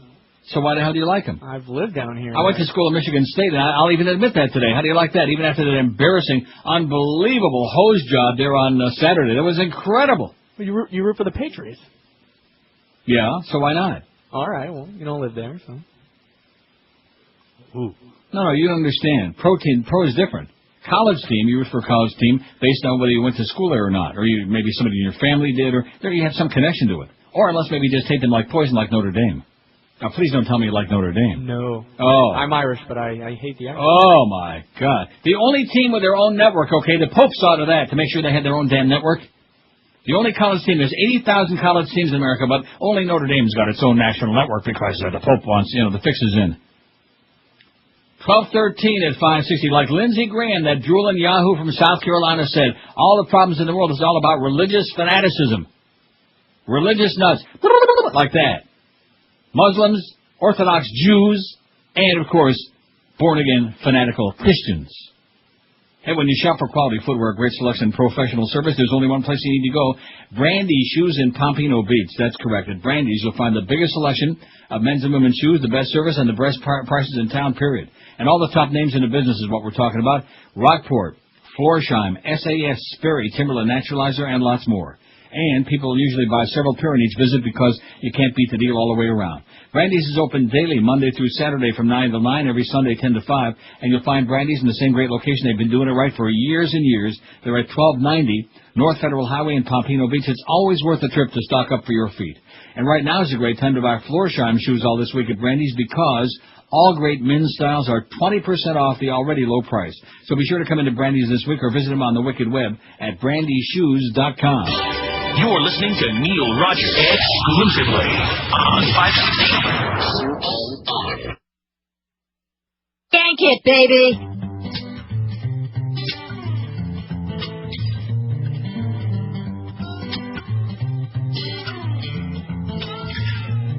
He's just a bitter old fairy, getting chubby and hairy, and I think all of his brain cells are gone. He's just a bitter old fairy, getting angry and scary. What the hell has happened to Elton John? I guess I saw the last month back in top page when he screamed at photographers who got in his way. He had a hiss, he didn't call them pigs while he swung around the suitcase that was full of his wigs. It was bizarre, his glasses fell from his head. Sir Elton started screaming and his face got all red. Well, look at him now, look at him now. He had a cow. He's just a bitter old fairy getting chubby and hairy, and I think all of his brain cells are gone. He's just a bitter old fairy getting angry and scary. What the hell has happened to Elton John? Now you never know to guess who he's mad at next. He's attacking Madonna like a bitter ex. She was nominated for an award, and when Sir Elton heard about it, well, he nearly lost his gourd. Cause he says all she does is listen through her shows, and this aggravates him from his head to his toes. Cause he's such a mess, exhausted I guess. Maybe it's too much stress. He's just a bitter old fairy getting chubby and hairy. Maybe he needs a dance along. He's just a bitter old fairy getting angry and scary. What the hell has happened to Elton John? I said, hey, Elton John has lost his brain today. I said, hey, Elton, you should mellow. I said, hey, remember when you were a happy gay? I said, hey, you used to be a jolly fellow, but now you're just a bitter old fairy getting chubby and hairy, and I think all of your brain cells are gone. You're just a bitter old fairy getting angry and scary. What the hell has happened to Elton John? From 19 at 560, WKM. Speaking of gay, how about the defensive back for the Patriots, at number 21? What's his first name? Do you have any idea? Slips my mind. I do. Yeah, gay, but you know who I'm talking about. Yeah, he got hurt. He played a really good game against the Jets the previous week, but yesterday, man, he got burned so bad that they had to take him to the intensive care unit for to the burn center. Did you see any of that game? Yeah, he got hurt too. Oh, he did also? Yeah. Well, maybe that's a good omen for next week. Because he was really flaming gay. How'd you like to be in the NFL and have a last name Gay? Can you imagine the crap that he must take? Hey, gay! At any rate. 56705. Hey, so they stunk the joint out, okay? You're not gonna, no team is going to win every week, except, of course, those Dolphins from 72. Just the Mad Dog will tell you about that. After he's through gloating about Michigan. I'll tell you right now, if the Spartan starting quarterback, who's a real stud, I forget what his name is. What is his name? Drew something or other? If he wouldn't have got injured, they'd have kicked Michigan's ass right there in Ann Arbor. They'd have just sent them packing. But, WQAM, hello. Mr. Rogers. Yes, sir. Good afternoon to you, sir. I was wondering if you could do a public service for me. What is that? Last week, you and George, you had George run down the amendments and what to vote and not vote on it. and I remember some of them, and I don't remember them all. Yes. Can you? Sorry, sir. No on the first 3, yes on the other 5. No on the first 3, and yes on the other 5. That is correct. Okay, thank you very much, sir. One more thing I'd like to say. Yep. Can I ask your audience out there, sir? I am a disabled person. I have a bad spinal cord injury, and I was wondering what the procedure is if there is anything for disabled people at the voting polls tomorrow. Or if anybody out there in the listening audience could call back in and let us know. Because I can't stand and wait in that line and long. I mean, that long line, it would be impossible for me to do that. Okay, we'll find out for it, pal. Okay, thank you very much, and go Kerry. And Mr. Rogers, thank you very, very much. I'm a long-time listener, and don't ever leave the airways here in South Florida. I'd be lost without you. I'm never leaving, just out of spite. Thanks, pal. Bye. Okay. 5670560, pound 5. Let me say it again on those 8 amendments. And we've gotten from some doctors. There was one this morning before the show, which I won't waste time reading. You're not going to sway me, okay? I'm for the victims of malpractice, okay? I don't care if they sue your ass for $80 trillion. I'm so sick and tired of butcher doctors. I've had so many bad, and just me, one person. Plus, know a lot of other people who have had the same kind of experiences, especially in Florida, where finding a good doctor is like looking for a needle in a gigantic, humongous haystack. Everybody's a doctor. Everybody and their brother's a doctor. Everybody's got a shingle up on the office, okay? And like I said last week, I'm not crazy about lawyers either, but at least generally speaking, most lawyers don't kill anybody. Most lawyers don't amputate the wrong leg. Most lawyers don't take out your gallbladder when you're there for like a tonsillectomy. Things like that. So don't give me a song and a dance, doctor, like that one I got this morning. Good luck to you. I wish you all the success. Maybe try a barber isn't too bad. I wouldn't trust him with a sharp object. 5670560, pound 560 on the Verizon and Singular Wireless lines. WQAM, hello. Marigo! WQAM, hello. Hello, Neil. Yes, sir. Did you hear that on Howard this morning, someone had a report that said they had brand new voting machines delivered somewhere. They didn't know where. And right out of the box, they already had 2,000 votes for Bush on them. Uh-huh. Well, that's the President's Head Start program. Yeah, I guess so. Uh-huh. It's going to be fixed again. Oh, there's a new poll from Minnesota. 52 Kerry, 44 Bush, 1% for Nader. That's the CNN USA Gallup. So you can add about 3 or 4 points to the lead for Kerry because Gallup's right-wing. Always has been. See, the way the Gallup poll works, they go out and they interview 100 people. 75 of them are Republicans, 20 Democrats, and 5 independents. And then they say, well, here's what our poll shows. They've been doing that as long as I can remember my whole life, because George Gallup, who's now pushing up daisies, was a real right-winger. And CNN, you'll notice, they always put that guy on there, that tall, boring-looking guy who looks like a born-again, like he's hypnotized. Have you ever noticed that about the born-agains, how they all look like they have the deep raccoon eyes, they all look like they've been hypnotized? That was George's look a while back, right? And you want to know why? Because they all been hypnotized. Oh, and that show on CNN that I mentioned before, the Religious Nuts, they showed, and I've never seen it before in my life to show you how sheltered I am, thank goodness, from all of that crap. I bet you Miguel went through it when he was a little child. They showed the baptism. Yeah. Were you baptized? Yes. Oh, my God, how sad. How old were you, about 20? No, a little baby. And the priest is standing there in the water up to his pulpit, and he's got the big white robes on. He doesn't stand in the water. He was standing in the water in this one, okay? Well, that's some weird other crap. I don't care what it is, but this Getchke, he was standing there with a big white robe on in the water up to his knees, and he's got these, and they're lining them up to the kids. And these weren't babies either. These were like little kids because they have to be born again. Yeah, that's the born again stuff. And they showed this little girl, that's right. Excuse me. The Catholics, they just take a little teacup and they spill it on your head, like in the Godfather. Right. But at any rate, they put the thing over the curtain, they shove them under the water for a second and come back. I mean, come on. They drown you for a little while and then they bring you back up. Stop with the nonsense, okay? And they had this little girl on there with this born-again Christian family they were interviewing. And you talk about brainwashing, and she's going, well, if you don't believe in Jesus, he's the only way and you're going to go to hell. You're going to burn in hell. Little girl about, 8 or 9 years old, I guess. They told her. They got to her. Nasty, miserable little sow. Good God. She needs an exorcism right now. See, I remember back in the day when I used to do the guest and all those boring shows years ago. But it was a very popular topic, deprogramming young people from cults. You don't hear too much about that anymore. But once upon a time with the Moonies and all these other cults and Jim Jones and the Kool-Aid, and we have to deprogram our young people from these cults. Well, guess what? I don't see any difference except that the so-called mainstream religions are much better at making money, recruiting members and making money and brainwashing people 1,000 times better than the cults. You try having an intelligent conversation with a born-again crew, with any of these, or with the Orthodox Jews. Or with the fanatical Muslims? With any fanatical group. And at least the Muslims, they're looking forward to the 7 virgins. They got something they're working on, right? But the born-again Christians, they're all we're waiting for the rapture, and their days are coming, and that little girl, she was everything that's wrong with America. You're listening to Neil Rogers, exclusively QAM. Anybody have a heart or a liver? No. I supported Bush after that tragic day, and to my surprise, disgust and shame, he let the sorties in Bin Laden get away, and shifted the blame to Saddam Hussein.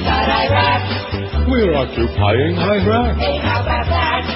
They're not the ones who attack. No big contracts. What's going on with this crap? We're occupying Iraq. Defense contractors are having fun as we spread freedom at the point of a gun. The blood money profits have only just begun for KBRGE and Halliburton. Needlessly sending our kids to die. And the drooling mugwumps still support this guy. An advanced stage of syphilis must be the reason why they believe George Bush is Jesus Christ. We're occupying Iraq. Hey, how about that? They're not the ones who attack. What's going on with this crap? We're occupying Iraq. Boy, George, why do you take so many vacations? You know, it's hard work. It's hard work. Everybody knows it's hard work. We've done a lot of hard work. I see on the TV screens how hard it is. Yeah, Abu Ghraib. 12:32 at 560 WQM. We got almost 700 votes, 691 already, an hour and a quarter. How do you like that? That's pretty heavy duty, you know? Yeah. Which of these applies to you? I will vote for Kerry, 284. Already voted for Kerry, 278, 81.2%. Will vote for Bush, 45. Already voted for Bush, 25. That's 10.1%. Can't vote, 21. Still don't give a Schmidt, 17. Won't vote, 8. Undecided, 5. Will vote for Nader, 4. Already voted for Nader, 4. 8 idiots. 8 people who just went for a little exercise, I guess, some fresh air. Now, wait till you hear this one. Okay. A sheriff spokesman and a county attorney later said the deputy was enforcing look at this. I guess you got to read the headline. This is very poorly written. Palm Beach Post, what do you expect? Deputy tackles and arrests journalist for photographing voters. A sheriff spokesman and county attorney later said the deputy was enforcing a newly enacted rule from election supervisor that bitch Theresa LePore, prohibiting reporters from interviewing or photographing voters lined up outside the polls. But the arrest drew expressions of outrage from a leading Florida civil liberties expert and even more from one of LePore's fellow county election supervisors. When Deputy Al Cinque, I have no idea, it's C-I-N-Q-U-E, which would be Cinque in Italiano, tried to grab Henry's camera, Henry ran about 100 feet across the pavement on the side of the elections office before he was tackled by the deputy. See what I mean? Now, who the hell is Henry? See how poorly this is written? This is obviously the guy's name, but this is written so poorly and so hastily that Cinque yelled at Henry, "Hold still, stop moving," after he pinned Henry on the pavement, punched him in the back, grabbed Henry's left arm to put a handcuff on his wrist. I sure hope it wasn't John Henry. Cinque then jerked Henry, 54, to his feet by his left arm and slammed his body against a parked car where the deputy punched him again as Henry tried to defend himself against, hand him ID cards that were later found on the pavement. A widely published freelance journalist as well as a Harvard-educated lawyer and economist, Henry has written for the New York Times, Washington Post, U.S. News and World Report, and the New Republic. According to his website, submergingmarkets.com, he's working on an election year book due out this fall that explores how the U.S. is falling behind the rest of the democratic world, including countries like Brazil and South Africa, with respect to the practice of electoral democracy. Asked why Henry was being arrested, Cinque said, "You're not allowed to take pictures of voters." Henry repeatedly told the deputy, "I'm a journalist, I'm doing my job." A Palm Beach Post reporter and British journalist, Marcus Warren of the London Daily Telegraph, witnessed Henry's arrest. So did dozens of waiting voters. Sheriff spokesman Paul Miller said that before being transported to the Palm Beach County Jail, Henry was examined by paramedics when he complained of shoulder pain. Lawsuit! Henry's been charged with disorderly conduct, resisting arrest without violence, Miller said. "We're not going to let anyone interfere with the orderly conduct of the elections process here," Miller said. LePore refused to come to the main desk of elections headquarters to comment on the arrest. She didn't return calls for comment later on. I can't imagine why. One of LePore's peers, Leon County's election supervisor Eon Sancho, called restricting reporters and photographers on public sidewalks outside polling places an outrage. I'm shocked. The First Amendment right to be there is absolute. Outside our early voting place, we had Japanese journalists, the BBC, all kinds of reporters and photographers, added Sancho, who is based in Tallahassee. It's a public place, a public sidewalk. There is no statute, no law that can take away your right to talk to someone who's willing on a public sidewalk as long as no one is obstructing or interfering. Howard Simon, executive director of the Florida chapter of the ACLU, also called Henry's arrest an outrage. Where did Theresa LePore get the authority to criminalize activities protected by the First Amendment? How do you like that bitch, that Theresa LePore, huh? I think a good old-fashioned lynching is in order, if you ask me. Don't you think that's a good idea? Sure. Henry was one of the original Nader's Raiders who worked decades ago with consumer advocate Ralph Nader, was vice president for strategy for IBM Lotus before he founded the Long Island-based Sag Harbor Group, a consulting firm that focuses on technology strategy. He continued his investigative reporting career at the same time, in 2004 publishing The Blood Bankers, a book reporting on dirty banking in developing countries. The book includes an introduction from former U.S. Senator Bill Bradley. The Reverend George Wilson, a Presbyterian minister from Long Island who accompanied Henry to West Palm Beach yesterday morning, said Henry was interested in touchscreen voting in Palm Beach County and arrived to observe the process. We flew down this morning, Wilson said. I can't believe they're treating him this way. He was just standing there taking pictures. When did taking photos outside in a public place become a crime? Wilson retrieved Henry's Minolta camera with a large lens from the top of the trunk of the parked car after Henry was put in a sheriff's car. Absolutely unacceptable is what it is, Theresa LePore. You're a disgrace. Of course, she can't do herself any worse because she already lost the election, see? So she's a lame duck. I think she ought to elope with Glenda in the Hood and Catherine Harris and fat-ass Governor Jeb. What do you think of that? Bitch.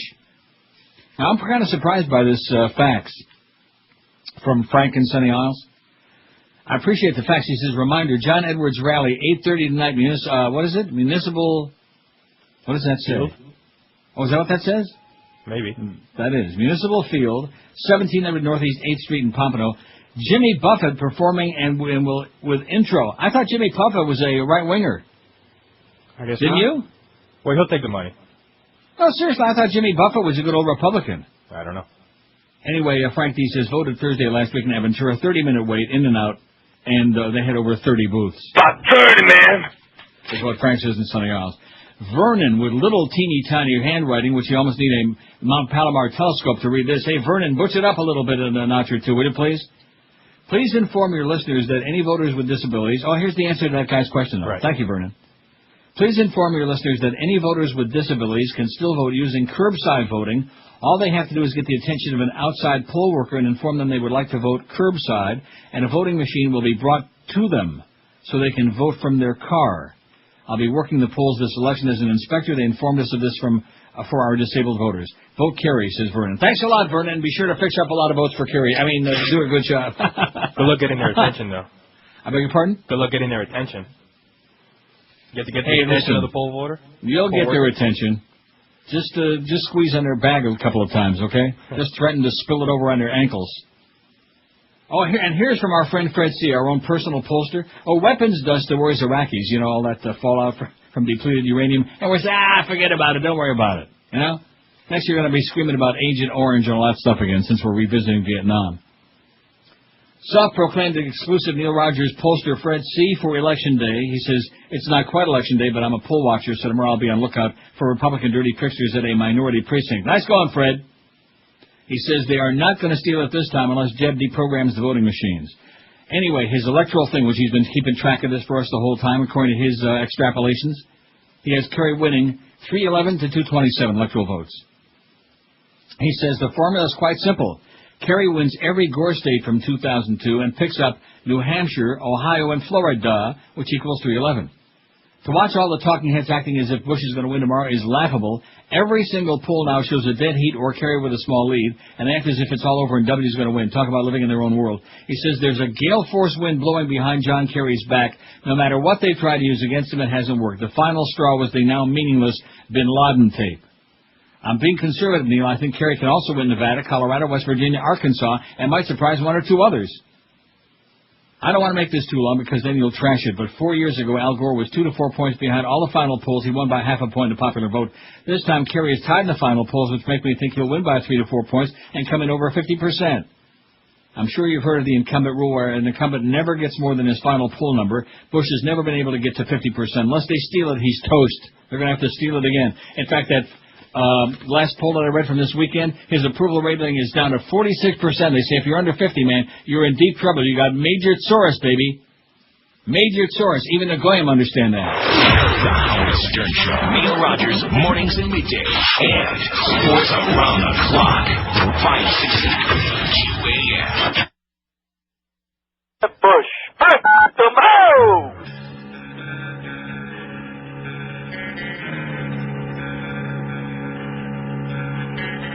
Desperate for changing, I went online. I emailed the dominatrix. Now everything is fine. I'm naked in a dungeon made for slaves. I get whipped when I have misbehaved, just to prove that she is my master. I'm hanging by my testicles for her.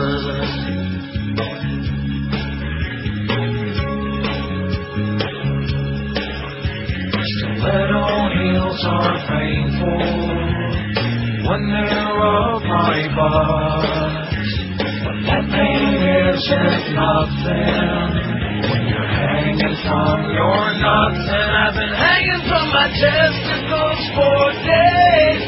Now my bones are rotted and decayed, just to prove that she is my master. I'm hanging by my testicles for her. My scrotum used to be a normal sack.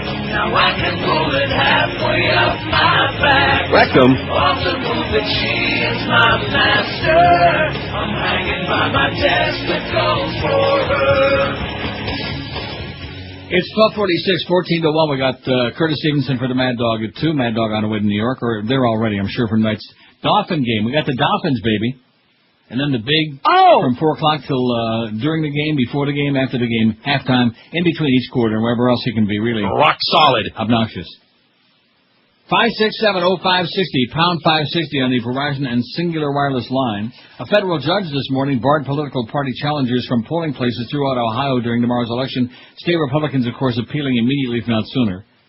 The order by U.S. District Judge Susan DeLotte found that the application of Ohio's statute allowing challengers at polling places was unconstitutional. Let me say it again. It was unconstitutional. The presence of challengers inexperienced in the electoral process, questioning voters about their eligibility, would impede voting, she said. I mean, you talk about intimidation. It doesn't take a rocket scientist to figure out that a lot of people don't want to be given the third degree. They're like exercising their right to vote, supposedly. They got the ID, they got their voter registration card, whatever they need, and they go there and just leave them the hell alone. That's all. Right? Isn't that what we should be able to respect? Should be able to. Not having a bunch of people come and say, oh, you look a little dark to me, boy. Let's see your driver's license and your social security card, and let me have 3 pieces of fried chicken. You know? What that all about? Yeah, let me dig into your bag there from Bojangles and see what you be eating.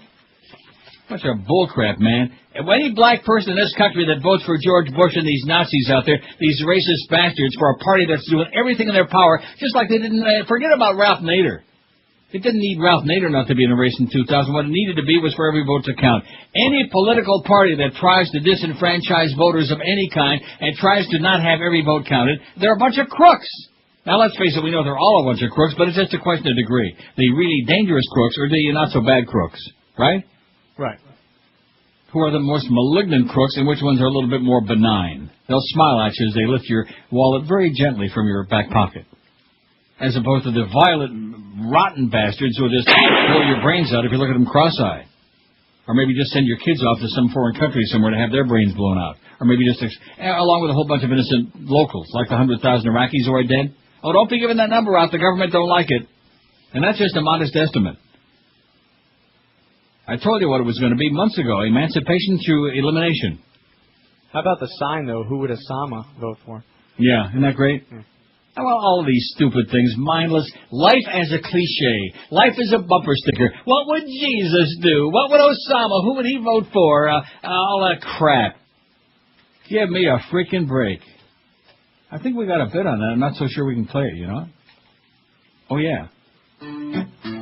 Bob and Tom. If Jesus walked the earth today and wanted to lose weight, like Jared, to look good for that special lady on a special date, hypothetical, to lose a tunic size would be quite a feat, even for Jesus. So here's the question, what would Jesus eat? Now, there's something in here I know that. I'm not going to play it. Huh? It was already funny. It was a tease. Yeah, well, there. Maybe I'll play the rest of it later on, or not. No, there's something in there. It's a little just right over the edge. And the way things are going lately, we don't want to come even close to the edge, because we're a bunch of cowards here at QAM. We got Joyce on our ass. Oh, speaking of people who got some balls anyway, there were a few, not too many. Michael Moore, our favorite big fat Michael Moore, to have cameras at polling places in Florida and Ohio. Good for you. You go, Mike. Liberal filmmaker Michael Moore plans to have hundreds of cameras outside of polling places in Ohio and Florida on Election Day to watch for attempts to suppress voter turnout. You know, all you Kerry people out there, or just the anti-Bush people, whichever you feel most strongly about, either way, what you really ought to be doing is having watch Fahrenheit 9/11 parties tonight and on Election Day tomorrow, while there's still time. Just crank out the old DVD and get a whole bunch of people there to watch it. And then watch how fast they don't drive, they like skyrocket to their nearest voting place. I'm putting those who intend to suppress the vote on notice. Voter intimidation and suppression will not be tolerated, Moore said in the statement. Moore announced Saturday that a total of 1,200 of the professional and non-professional cameramen, filmmakers, and videographers will be at polling places in the two states, Florida and Ohio, especially in minority communities, his publicist Terry Hardesty said. Moore was in Columbus Saturday night as part of the Slacker Uprising Tour rally. The director of Fahrenheit 9/11, Moore planned to spend part of tomorrow, Election Day, in Ohio and part of the day in Florida. Polls in both states say the race is too close to call. And there have been voting problems already in Florida, where 537 votes supposedly tipped the balance when the Supreme Court said, stop the count. So there you go. So Michael Moore is doing his part. We're doing our little teeny-tiny part. Little teeny-tiny. Hispanics are doing that part. How do you like that? See, Miguel, if your paisans there in Dade County, if they would quit being so narrow-minded and stupid, which they are, stupid, one-dimensional. Now, you broke away from the... how come you can't get more of them to do it? I tried yesterday. They won't have it. They won't listen to you? No. Did they try to lynch your ass? Oh, yeah. Really? Mm-hmm. Did they threaten to take your dominoes away? No, I keep my dominoes. Yeah, I fight in a safe place. Yep.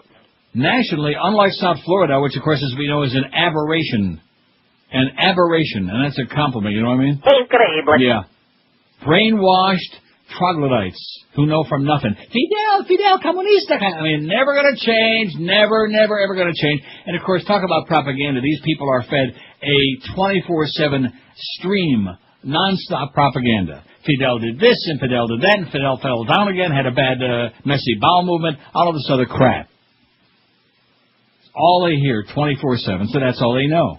Anybody else? Comunista. Well, anyway, the good news is, nationally, a nationwide Miami Herald poll, no less. Oh, boy, I sure hope that those Hispanics in South Florida, those Cubanos, aren't going to get pissed off and stop buying El Herald. Well, they already do.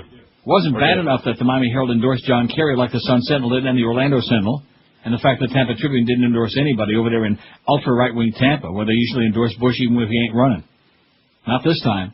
Anyway, a nationwide poll found that 61% of likely voters who are Hispanic supported John Kerry, giving him a substantial edge in the group. By the way, the Muslims, 10-1 on that poll. 10 out of every 11 Muslims, and there's like over 1 million. Got it? Mm-hmm. Most of them in Detroit and Dearborn. That's got to be more than 1 million. How many million is it? Well, we'll find out. Maybe Josh, while he's sitting there picking his nose, he'll look it up. I doubt it. A clear majority. Well, no, you got to get some rest because tomorrow you got to answer the phone, screen of calls. Oh. So what? Oh, first time. Oh, that's going to be the first time ever we had you screen. That's not. No. I did it for like the first week or two. Yeah, and maybe that's why we stopped. Maybe you were belly aching too much. All the people that don't like the fact we do screenless all the time blame Josh Cordes. He's lazy. Okay, no, that's a good idea. I don't like that. But tomorrow we'll have to do it. The guy had a very good point, and that is that way maybe some sane people will get through. We've had some good calls today, if I would take some, but I don't have time yet. A clear majority of the nation's Hispanics will support John Kerry for president, a new poll conducted for the Miami Herald shows, providing what could be an important boost in his quest for the White House. Oh! With 1 million more Hispanic voters across the country this year than in the last election, the high support for Kerry means that Bush and Republicans don't appear to be making the inroads into the Hispanic vote they hoped for after the 2000 election. The poll conducted for the Herald by Zogby International last week shows that about 61% of Hispanic voters nationwide support Kerry, while about 33% support Bush. The poll, and of course if you took the Cuban vote out of that, it would be even that much more lopsided. The poll of 751 Hispanic voters has error margin 3.7. What this means, John Zogby said, is that Kerry has done what Gore did, and secondly, it's now over 60% of a larger group of Hispanics. The Hispanic vote is heavily in play in several key swing states such as Florida, New Mexico, Ohio, and Michigan. But Bush supporters say that Hispanics are eager to support the president in his re-election and will ultimately play a crucial role in a Bush victory. Yada, yada, yada, in a partridge in a pear tree. Throughout the election season, analysts have said that Kerry must keep Bush's support among Hispanics to less than 35% if he's to have a shot at winning the election. The poll seems to be showing him doing that, just that. He is underperforming, said Kerry campaign spokeswoman Fabiola Rodriguez Champoli. What kind of a name is that? Well, she's got a little bit of every something in her. Fabiola Rodriguez Champoli. We've always said that the Latin vote would help us win the race, she said. This year, about 7 million Hispanics expected to vote nationwide compared to 6 million in 2004. Roughly reflecting the composition of the Hispanic population, about 58% of the poll respondents were Mexicans, Beaners, about 10% were Ricans, 3.5% Cuban Americans, 2% from La República Dominicana, and 26% other nationalities, like maybe from Panama, Nicaragua, Colombia, Venezuela, places like that. Guatemala, Nicaragua. I know I said that, but I just like saying it. How's Isabel Casada doing? 5670560. Have you noticed that we seem to be moving a little bit more away from that than we used to? Maybe that's a good sign. Huh? Oh, there actually are like 4 or 5 anchors on South Florida News, like on the newscast, who speak English. Listening to Neil Rogers exclusively on 560 QAM. Not just the 1 to 2 hour, it's a phenomenon! Jumped in a taxi cab, I said, driver, several park. He looked at me so quizzically, I could tell he was in the dark. So I acted out my park charade, and with my arms the trees I made. Nobody speaks English anymore. I went down to Miami Beach where the weather is nice and sunny. I walked into a liquor store, but the guy there talks real funny. I asked him for a pint of old Jim Beam. He says, "No entiendo." What does that mean? Nobody speaks English anymore. At the corner deli, hell, I think I'm in Pakistan. Speak English, Smelly. Or you can go back to Iran.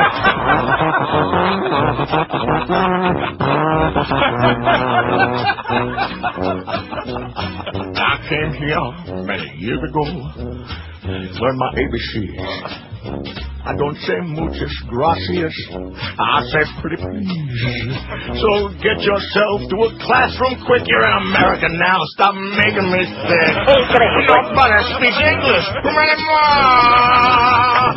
Oh, 102 at 560 WQAM. Here's Jenny faxes, and Jenny's obviously pissed up and fired off.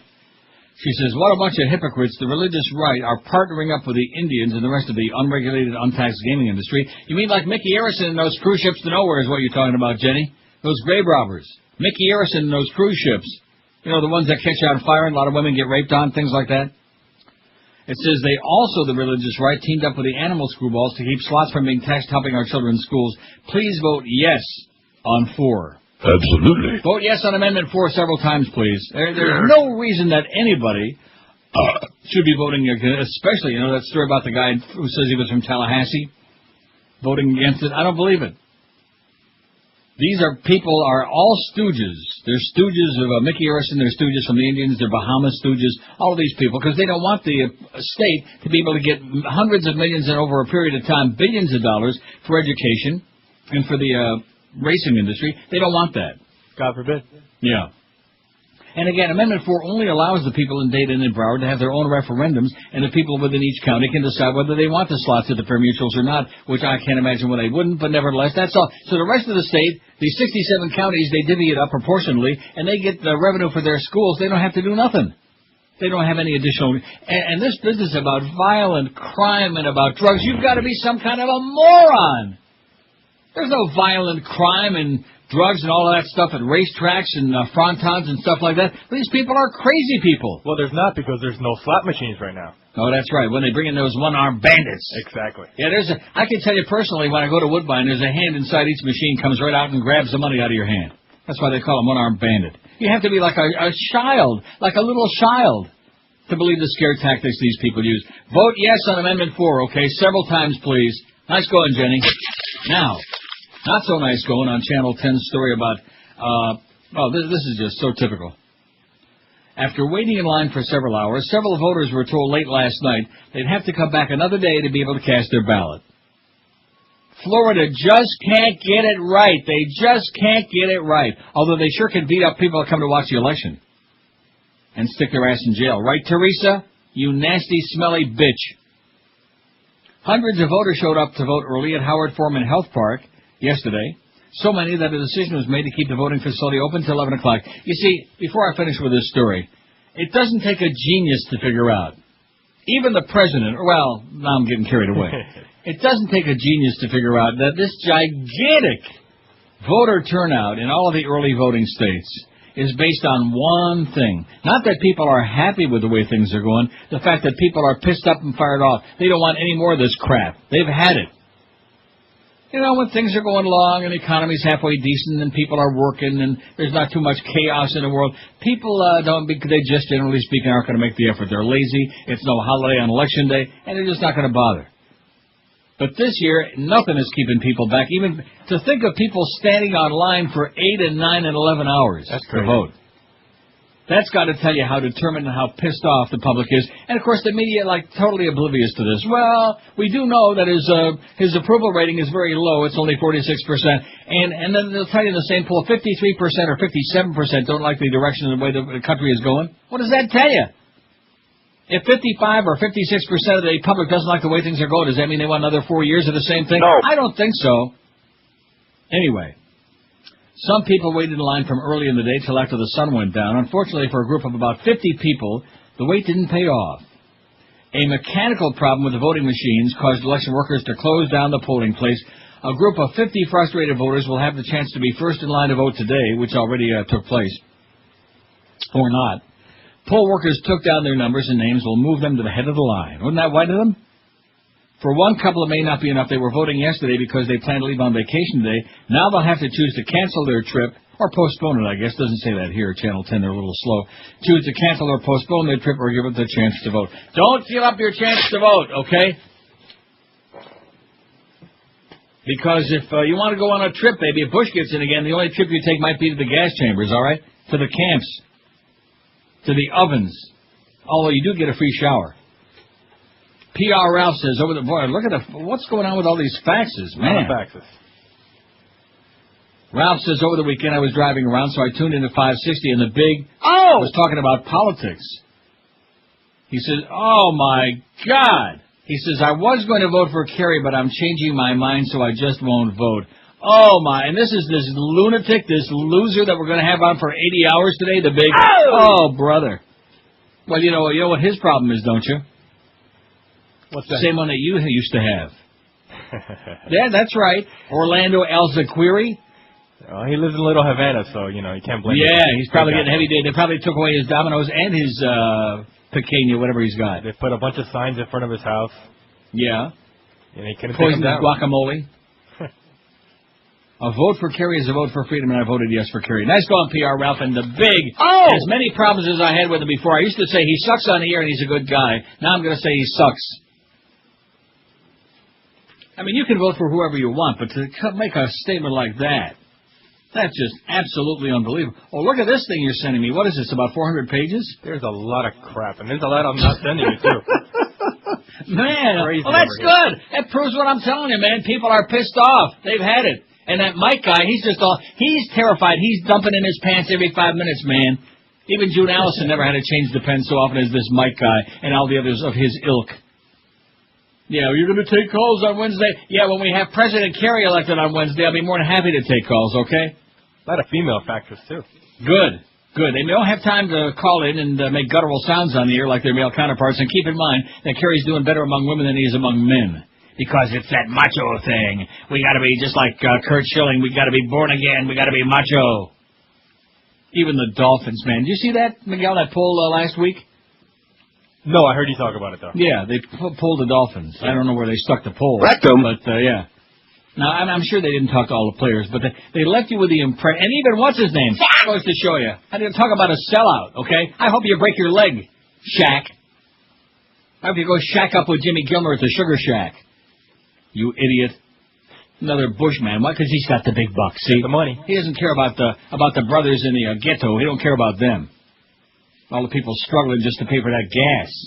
By the way, and we forgot to mention, here it is already after 1 o'clock. Thank you, Mr. President, for those low gas prices. Okay, thank you so much. Now let's take a look and see how they're phoning up this market thing. They've been working feverishly to push that Dow over 10,000, and they've succeeded. It's up 25, 10,052. And the NASDAQ, they can't quite get it to 2,000 yet. 1978, which was a pretty decent year, up 3.73 point.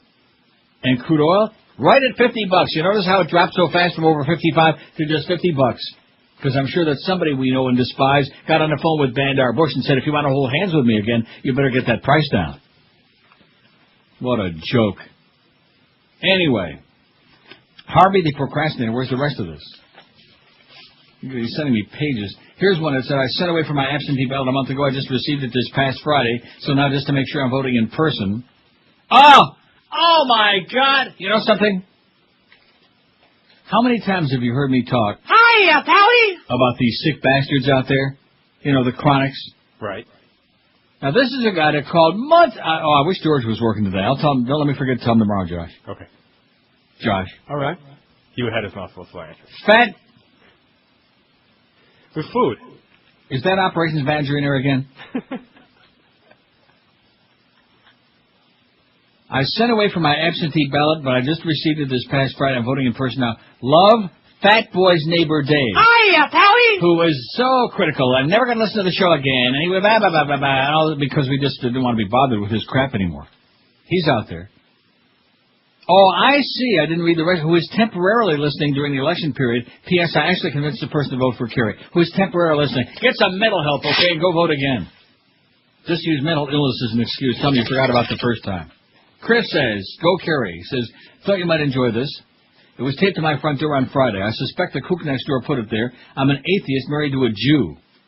Oi! We have a Kerry sign on the front lawn and a mezuzah on the door. Guess that makes us a prime target for this, says Chris. Oh, and look at this. Oh, my God. Woo! Dear pastor and congregation. And it's a whole bunch of stuff, propaganda. The 2004 election voter guide, the Citizen Leader Coalition, from a bunch of Farbissina Goyim. And it's got a list. It says, with help from you and many others, we aim to distribute 25 million of these voter guides to churches' mailboxes to Christian voters across America on the various issues. President Bush and where he stands, and Senator Kerry. Partial birth abortion. Bush opposed, Kerry failed. Assault on Mel Gibson for making film about Christ. Oh, my God. Is this unbelievable or what? What did I tell you? Just like Lindsey Graham, that drooling redneck from South Carolina, said right there on nationwide TV and for the world to see. He said, all of these problems are about religious fanaticism. And for once in his little pathetic life, he was... Absolutely correct, sir. Oh, look at that. There go the Packers. The last home game before a presidential election, the incumbent party won also, and vice versa. Kerry says that he couldn't be more thrilled. Nice going, Green Bay. Well, too bad the Patriots couldn't do it. But see, this we swapped it. Because they were undefeated anyway, so we swapped. We took a Patriot loss in exchange for Green Bay beating the Redskins. Okay. Dear pastor and congregation, God will hold Christians accountable for voting for elected officials who aren't following the principles and commands of God. Oh, God. John Kerry favors gay marriages, which is a lie. John Kerry favors... Most of this stuff is lies. John Kerry's in agreement with the assault on our Boy Scouts because they obey God. John Kerry insists on ungodly judges who support the ACLU who are anti-Christian, anti-God, anti-family, anti-Bible. A Christian cannot and should not vote for elected officials such as John Kerry, who along with the ACLU will complete the job of turning America into a pagan nation and have God turning away from us. We're in desperate need of God to bless us. Brothers and sisters in Jesus, I beg you, please do not make this horrible mistake, which you will be sorry for when it's too late. May our Lord and Savior move in your hearts as the Word of God convicts us to vote for godly leaders. You ought to be convicted, Pop. Jesus Christ. Yeah, exactly. Crazy people. The Jesus Christers, man. The God Squad. They're out to get you. They're out to make you an offer you can't refuse. Yeah, I wish you'd have seen that thing with the baptism. They're shoving them kids underwater there. I've seen it. Oh, so sad. Best thing is just to go to the casino and plunge your guts out and have a good time. That's all I'm going to do. I just put my blinders back on. Otherwise, you get so damn aggravated. And how come it is that people in every country except America, even countries where half of the people are dumber than sawdust, how come they can see through all this crap? Huh? Like here in Canada, if the election were to... I think what they ought to do is let all the free countries in the world, all the democratic countries in the world, vote in this election tomorrow. You know what percent? You know how many... I don't even want to go into it. It would be like 90 to 10 for Kerry percent. You've heard me talk about dry concepts for over 20 years on the show, and that's because I've used them in my homes for over 20 years. And who in their right mind would dream of using anybody else? Because when it comes to having your carpeting, your furniture, your drapery, your expensive Oriental and area rugs clean and looking just like brand new, the only name you ought to be thinking about is Dry Concepts. And keep in mind, your carpeting is as bad as your sink when it comes to collecting germs. All that schmutz gets in there, you walk on it and just grind it down in there. By dry cleaning your carpets, which they're the only people in the world who do it, Dry Concepts suck out even the deep down dirt in the fibers of your carpeting, leaving them look just like brand new, smelling lemony fresh, and they clean in just an hour and a half to 2 hours. So you really can clean today and entertain tonight. And no scams, no rip-offs, none of these $5.95 per room deals where at the end of the job they say, oh, well, I'm sorry, Mrs. Popik, but it's going to cost you like about $500 more than we told you. No chance. Because when you call Dry Concepts, they give you a written guaranteed price every time up front before they start doing their spectacular job. Call them in Dade, Broward, and Palm Beaches, toll free at 1-800-248-5071. If you're thinking about replacing your carpeting, forget about it, because they'll make even the most desperate-looking carpets look just like brand new. 1-800-248-5071, or on the wicked web, it's dryconcepts.com. Dry Concepts, making carpets clean in South Florida since 1979. You're listening to Neil Rogers. On 560 QAM. Said I'm not worried about Osama bin Laden. It's kind of one of those exaggerations. Of course we're worried about Osama bin Laden. We're on the hunt after Osama bin Laden. We're using every asset at our disposal to get Osama bin Laden. I don't know where he is. Nor, I just don't spend that much time on him, to be honest with you. And, again, I don't know where he is. I repeat what I said. I truly am not that concerned about him. What do you think tribal sovereignty means in the 21st century, and how do we resolve conflicts between tribes and the federal and state governments? Yeah. Tribal sovereignty means that. It's sovereign. I mean, you've been given sovereignty, and you're viewed as a sovereign entity. Okay. And therefore, the relationship between the federal government and tribes is one between sovereign entities. American girls and American guys who only listen to the message from the Uber ride will have their tables hog flying. As the troops come home dead, they find the comfort of the night hiding under the bed.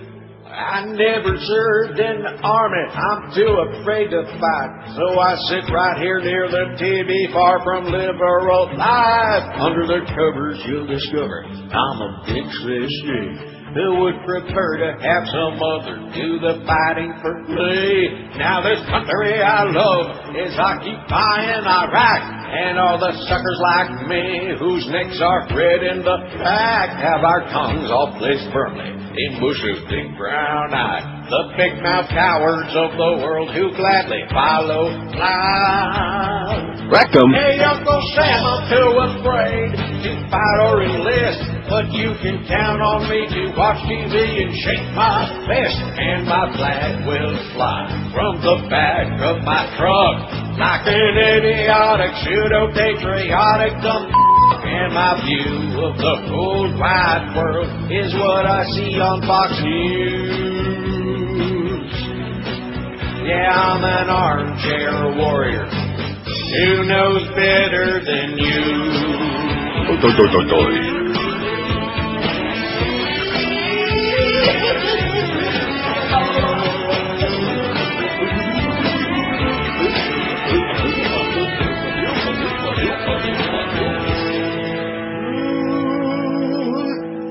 I'm an inbred jerk who parrots anything they say. Don't have to read or research. It's so much easier this way.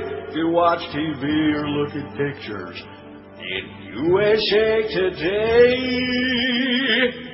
With my finger up my ass as I tickle my brain. Hey, Uncle Sam, I'm too afraid to fight or enlist, but you can count on me to watch TV and shake my fist as I lower my fly so I can pull on my bud to proudly show the swastika tattooed on my nuts. The Saudis are our best friends in the world, not those Iraqis or Jews. Oi! Yeah, I'm an armchair warrior. All right. Who knows better than you?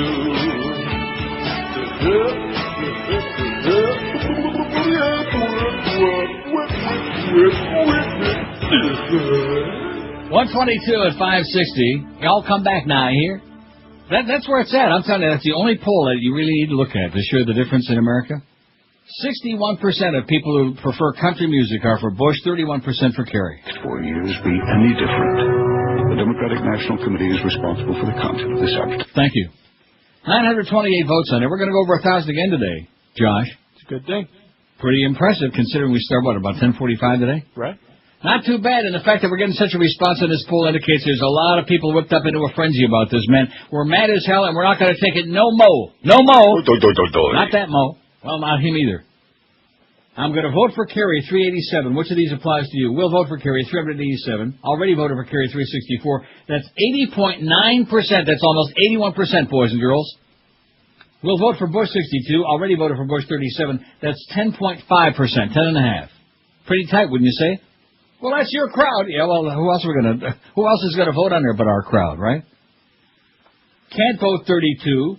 Still don't give a Schmidt, 17. Won't vote, 11. Undecided, 9. We'll vote for Nader, 5. Already voted for Nader, 4. So there's 9 idiots right there. But 9 out of 928, that's less than 1%. And you know something? It's interesting because that's what he's getting in Florida right now, less than 1%.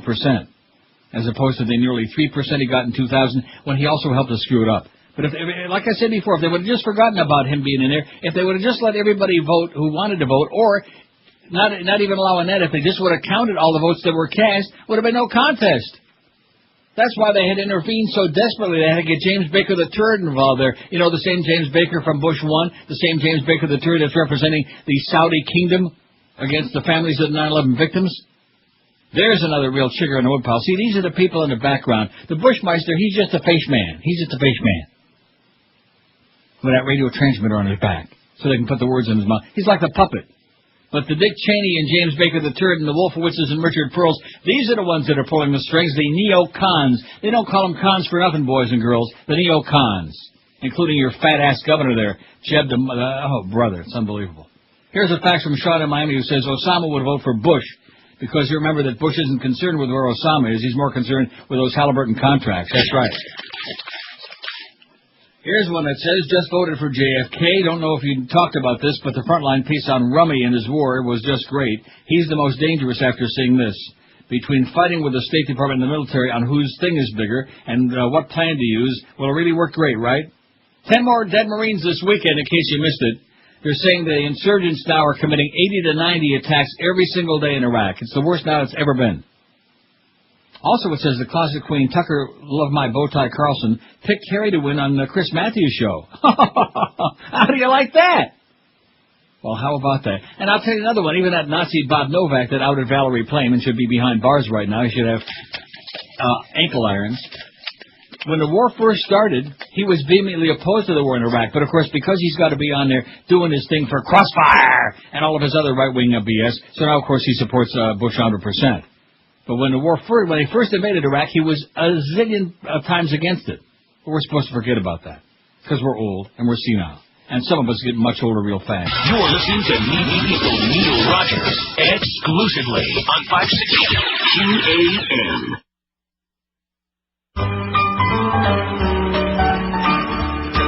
Don't like all the Harper.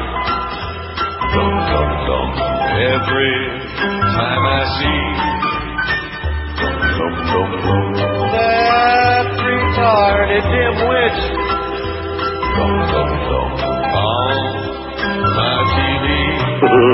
He's President Trump, Republican muscled in, an inarticulate idiot. I don't know why they would want this guy, but now he's here.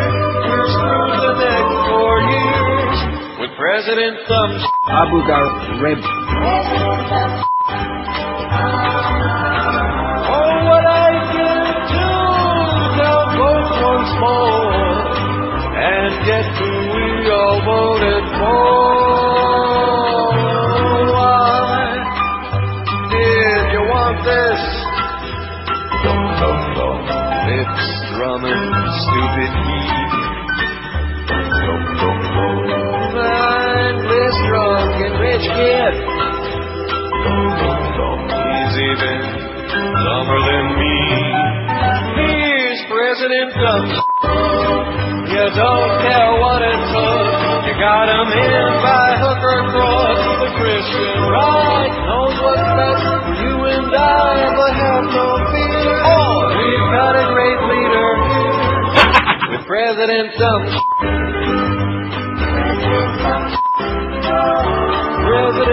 Boy, the bad news keeps coming from Iraq, man. Bad news. Kidnappers abducted an American, a Sri Lankan, and 2 Arabs from their Baghdad office Monday evening Baghdad time, the Iraqi Interior Ministry be saying.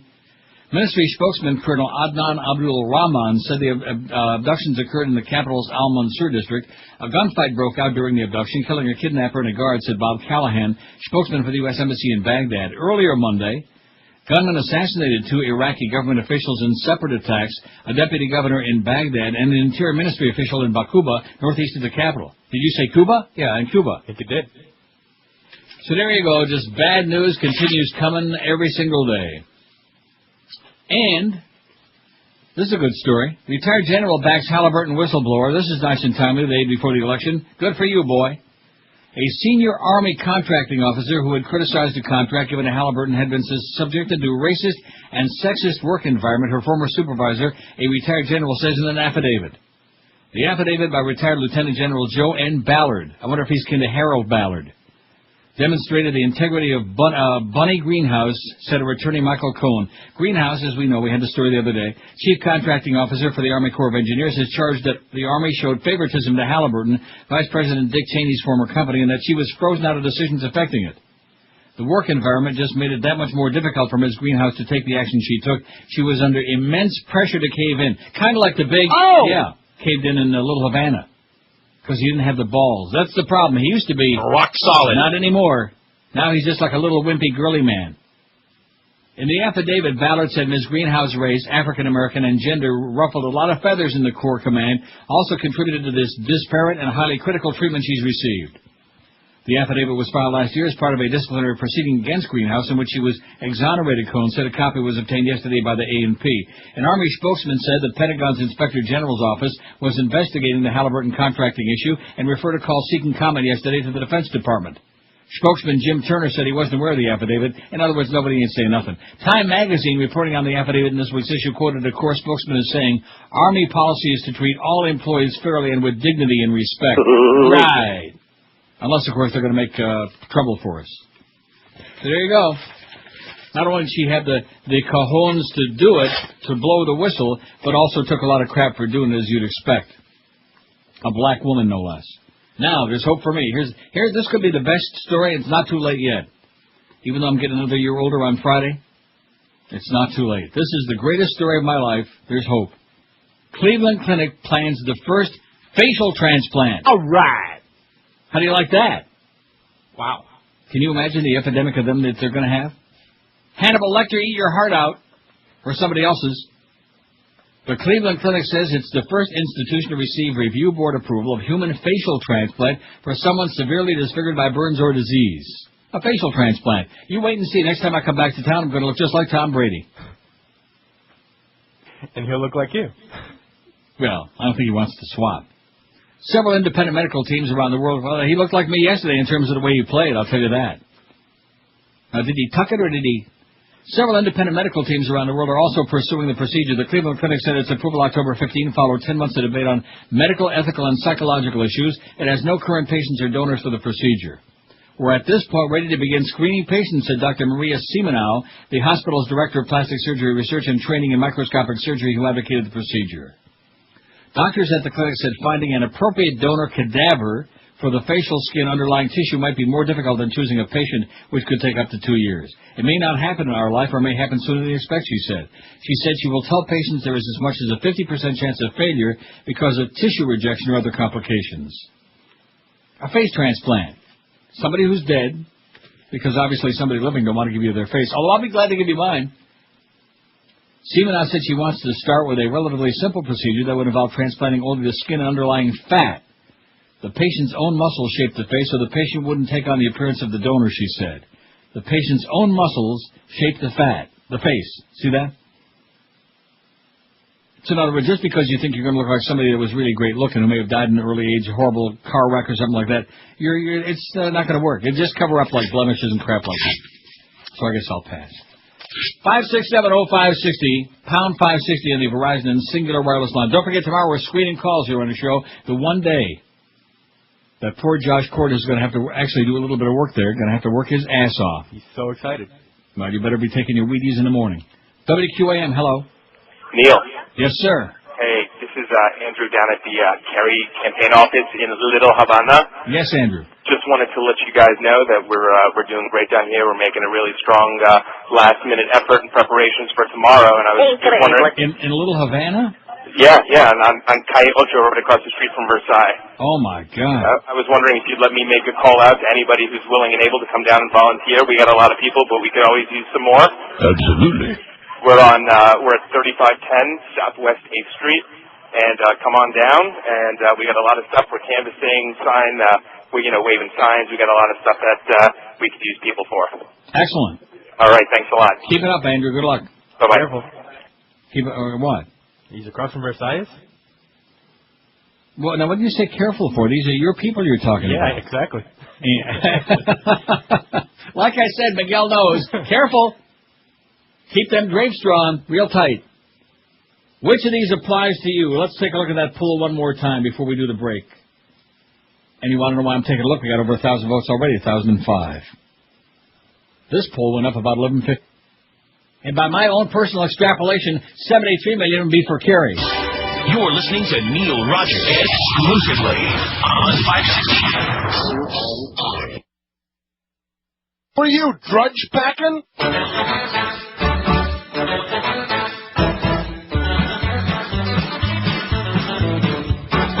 Abu Ghraib Acres ain't the place to be.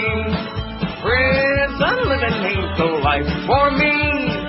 Photographs of you are sent worldwide. You might end up in one of those naked piles. No, pictures just came out today. Hi, but a terrible place to stay. Donald Rumsfeld came to give it of you. Darling, he said, but a criminal thing to do. Clothes. No clothes. On their heads, women's tights. They've lost all their rights. Abu Ghraib, don't go there. Oh! 143 at 560 WQAM. I can't believe that thing about the big... Yeah, I can. What a coward. Spineless jellyfish.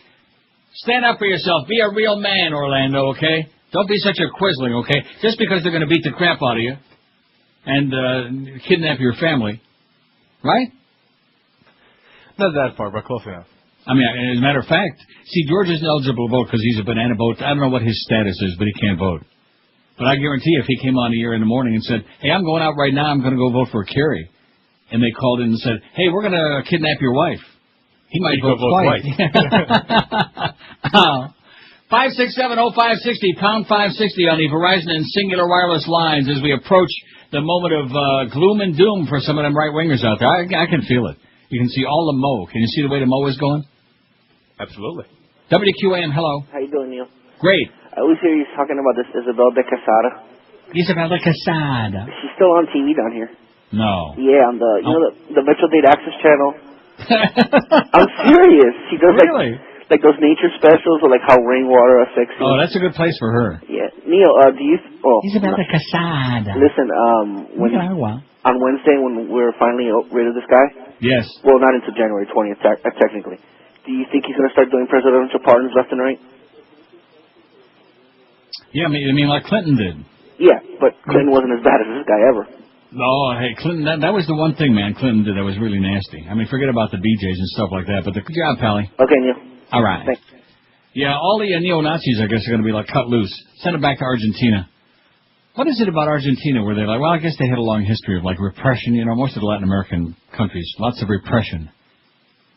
5670560, pound 560 on the Verizon and Singular wireless line. Too bad they didn't repress them for making so many unwanted babies. WQAM, hello. QAM. That is a doornail. QAM, hello. Hey, Neil. Rush's interview on Jeb. I hope everybody tunes in right now. Yeah. I just heard him on your break. I want everybody to go over and listen. What? What did he just say? What did he just say? I think he said Jeb was on with Rush. Yeah, I heard that part. And then he said, like that. So who gives a crap? Who cares about freaking Rush, okay? Maybe he brought him some of Noel's spare stash. That might be it. Maybe Rush has given him Wilma's number so Noel don't run out. What another phony baloney hypocrite, baby. All the same. One of the most, we got to worry about family values. The most dysfunctional family in the state of Florida. There's the Jepster, your fat-ass governor. It says, please play We Can... Oh, now, I was going to play it again. It's not the name of the song, We Can Make It Happen. It's Dialogue by Chicago, which I've been playing, which kills about 5 minutes, and it's also so timely, even though the song is like 20-some years old, 30, whatever it is, 30. About 30, man. What that last break on my page here, how long is that? That's a week break. It's a week break? It's only a 2-minute break? Well, I tacked it on, but we can make it a 2-minute break if you want. You tacked what on? I tacked an extra spot on. Well, no, in other words, it's a 3-minute break. Correct. Well, so what's wrong with that? That's not so weak, although it looks like it.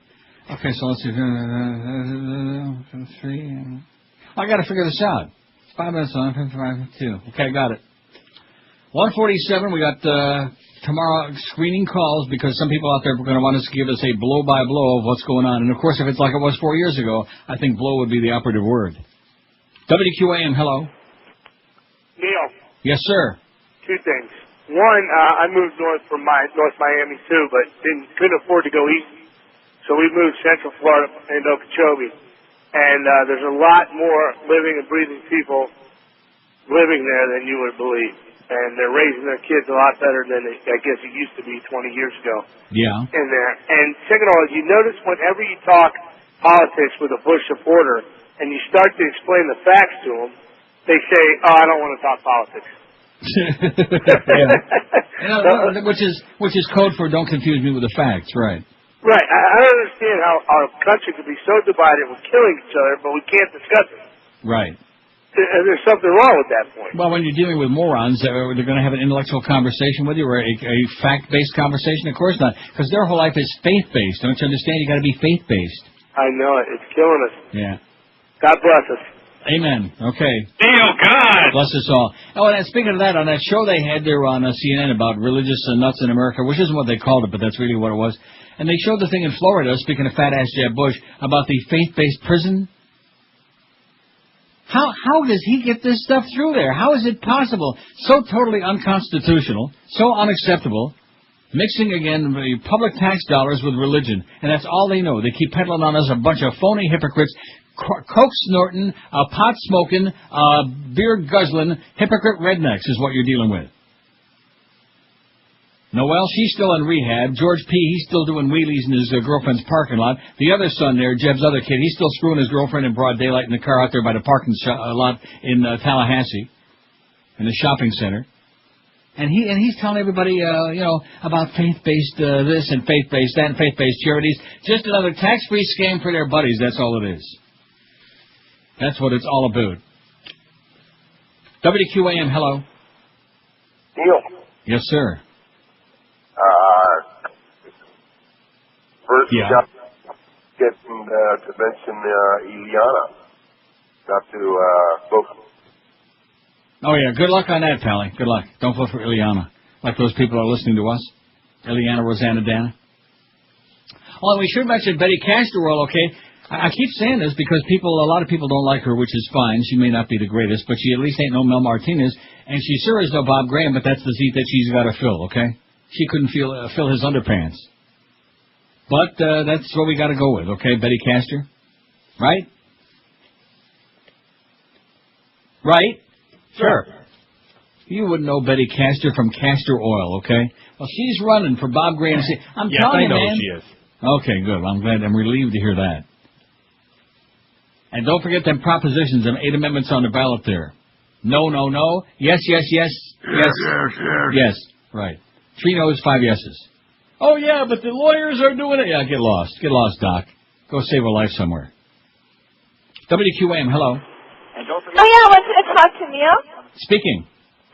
Oh, really? That sounds like me. I got through. You got through. Oh, I'm listening, so you can make fun of me. That's fine. I just had a comment. I voted Saturday. Right. And I should have brought a camera because the Bush-Cheney people were right up against the line, and the Kerry people who were holding signs kind of had a boundary, like 20 feet back. They were a little more civilized. No, they just, the Bush-Cheney people seemed to be talking to everybody online where the Kerry people had to stay back. Yeah. And then I think there's one word to describe that. It's called desperation. Right, and then they were giving out water, and this is kind of funny, it says it all. The Kerry people were giving out water for free. The Bush people were charging $1. Sure, you bet. And then also, I just wanted to make a comment Probably that about... Halliburton water. Excuse me? I said I got about 20 seconds. Oh, okay. I just wanted to know why we can't get receipts like they do on Survivor. Like we can write our names on a piece of parchment and put it in a box. And have Jeff Probst read it. So we know we're right there, and he can count our votes. And there you say, go. Yeah, that's my signature. Okay, sweetheart. Do a good job. Thanks a lot. See ya.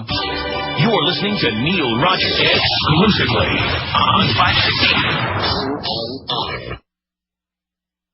Bush. Absolutely.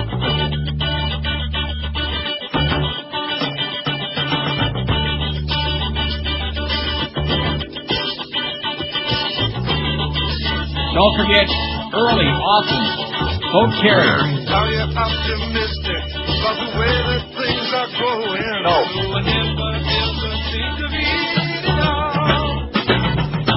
Don't you ever worry when you see what's going down. Well, I'm trying to mind my business, daddy, don't discuss it all. When it's time to function as a feeling human being, with a bachelor of I'll help you get by.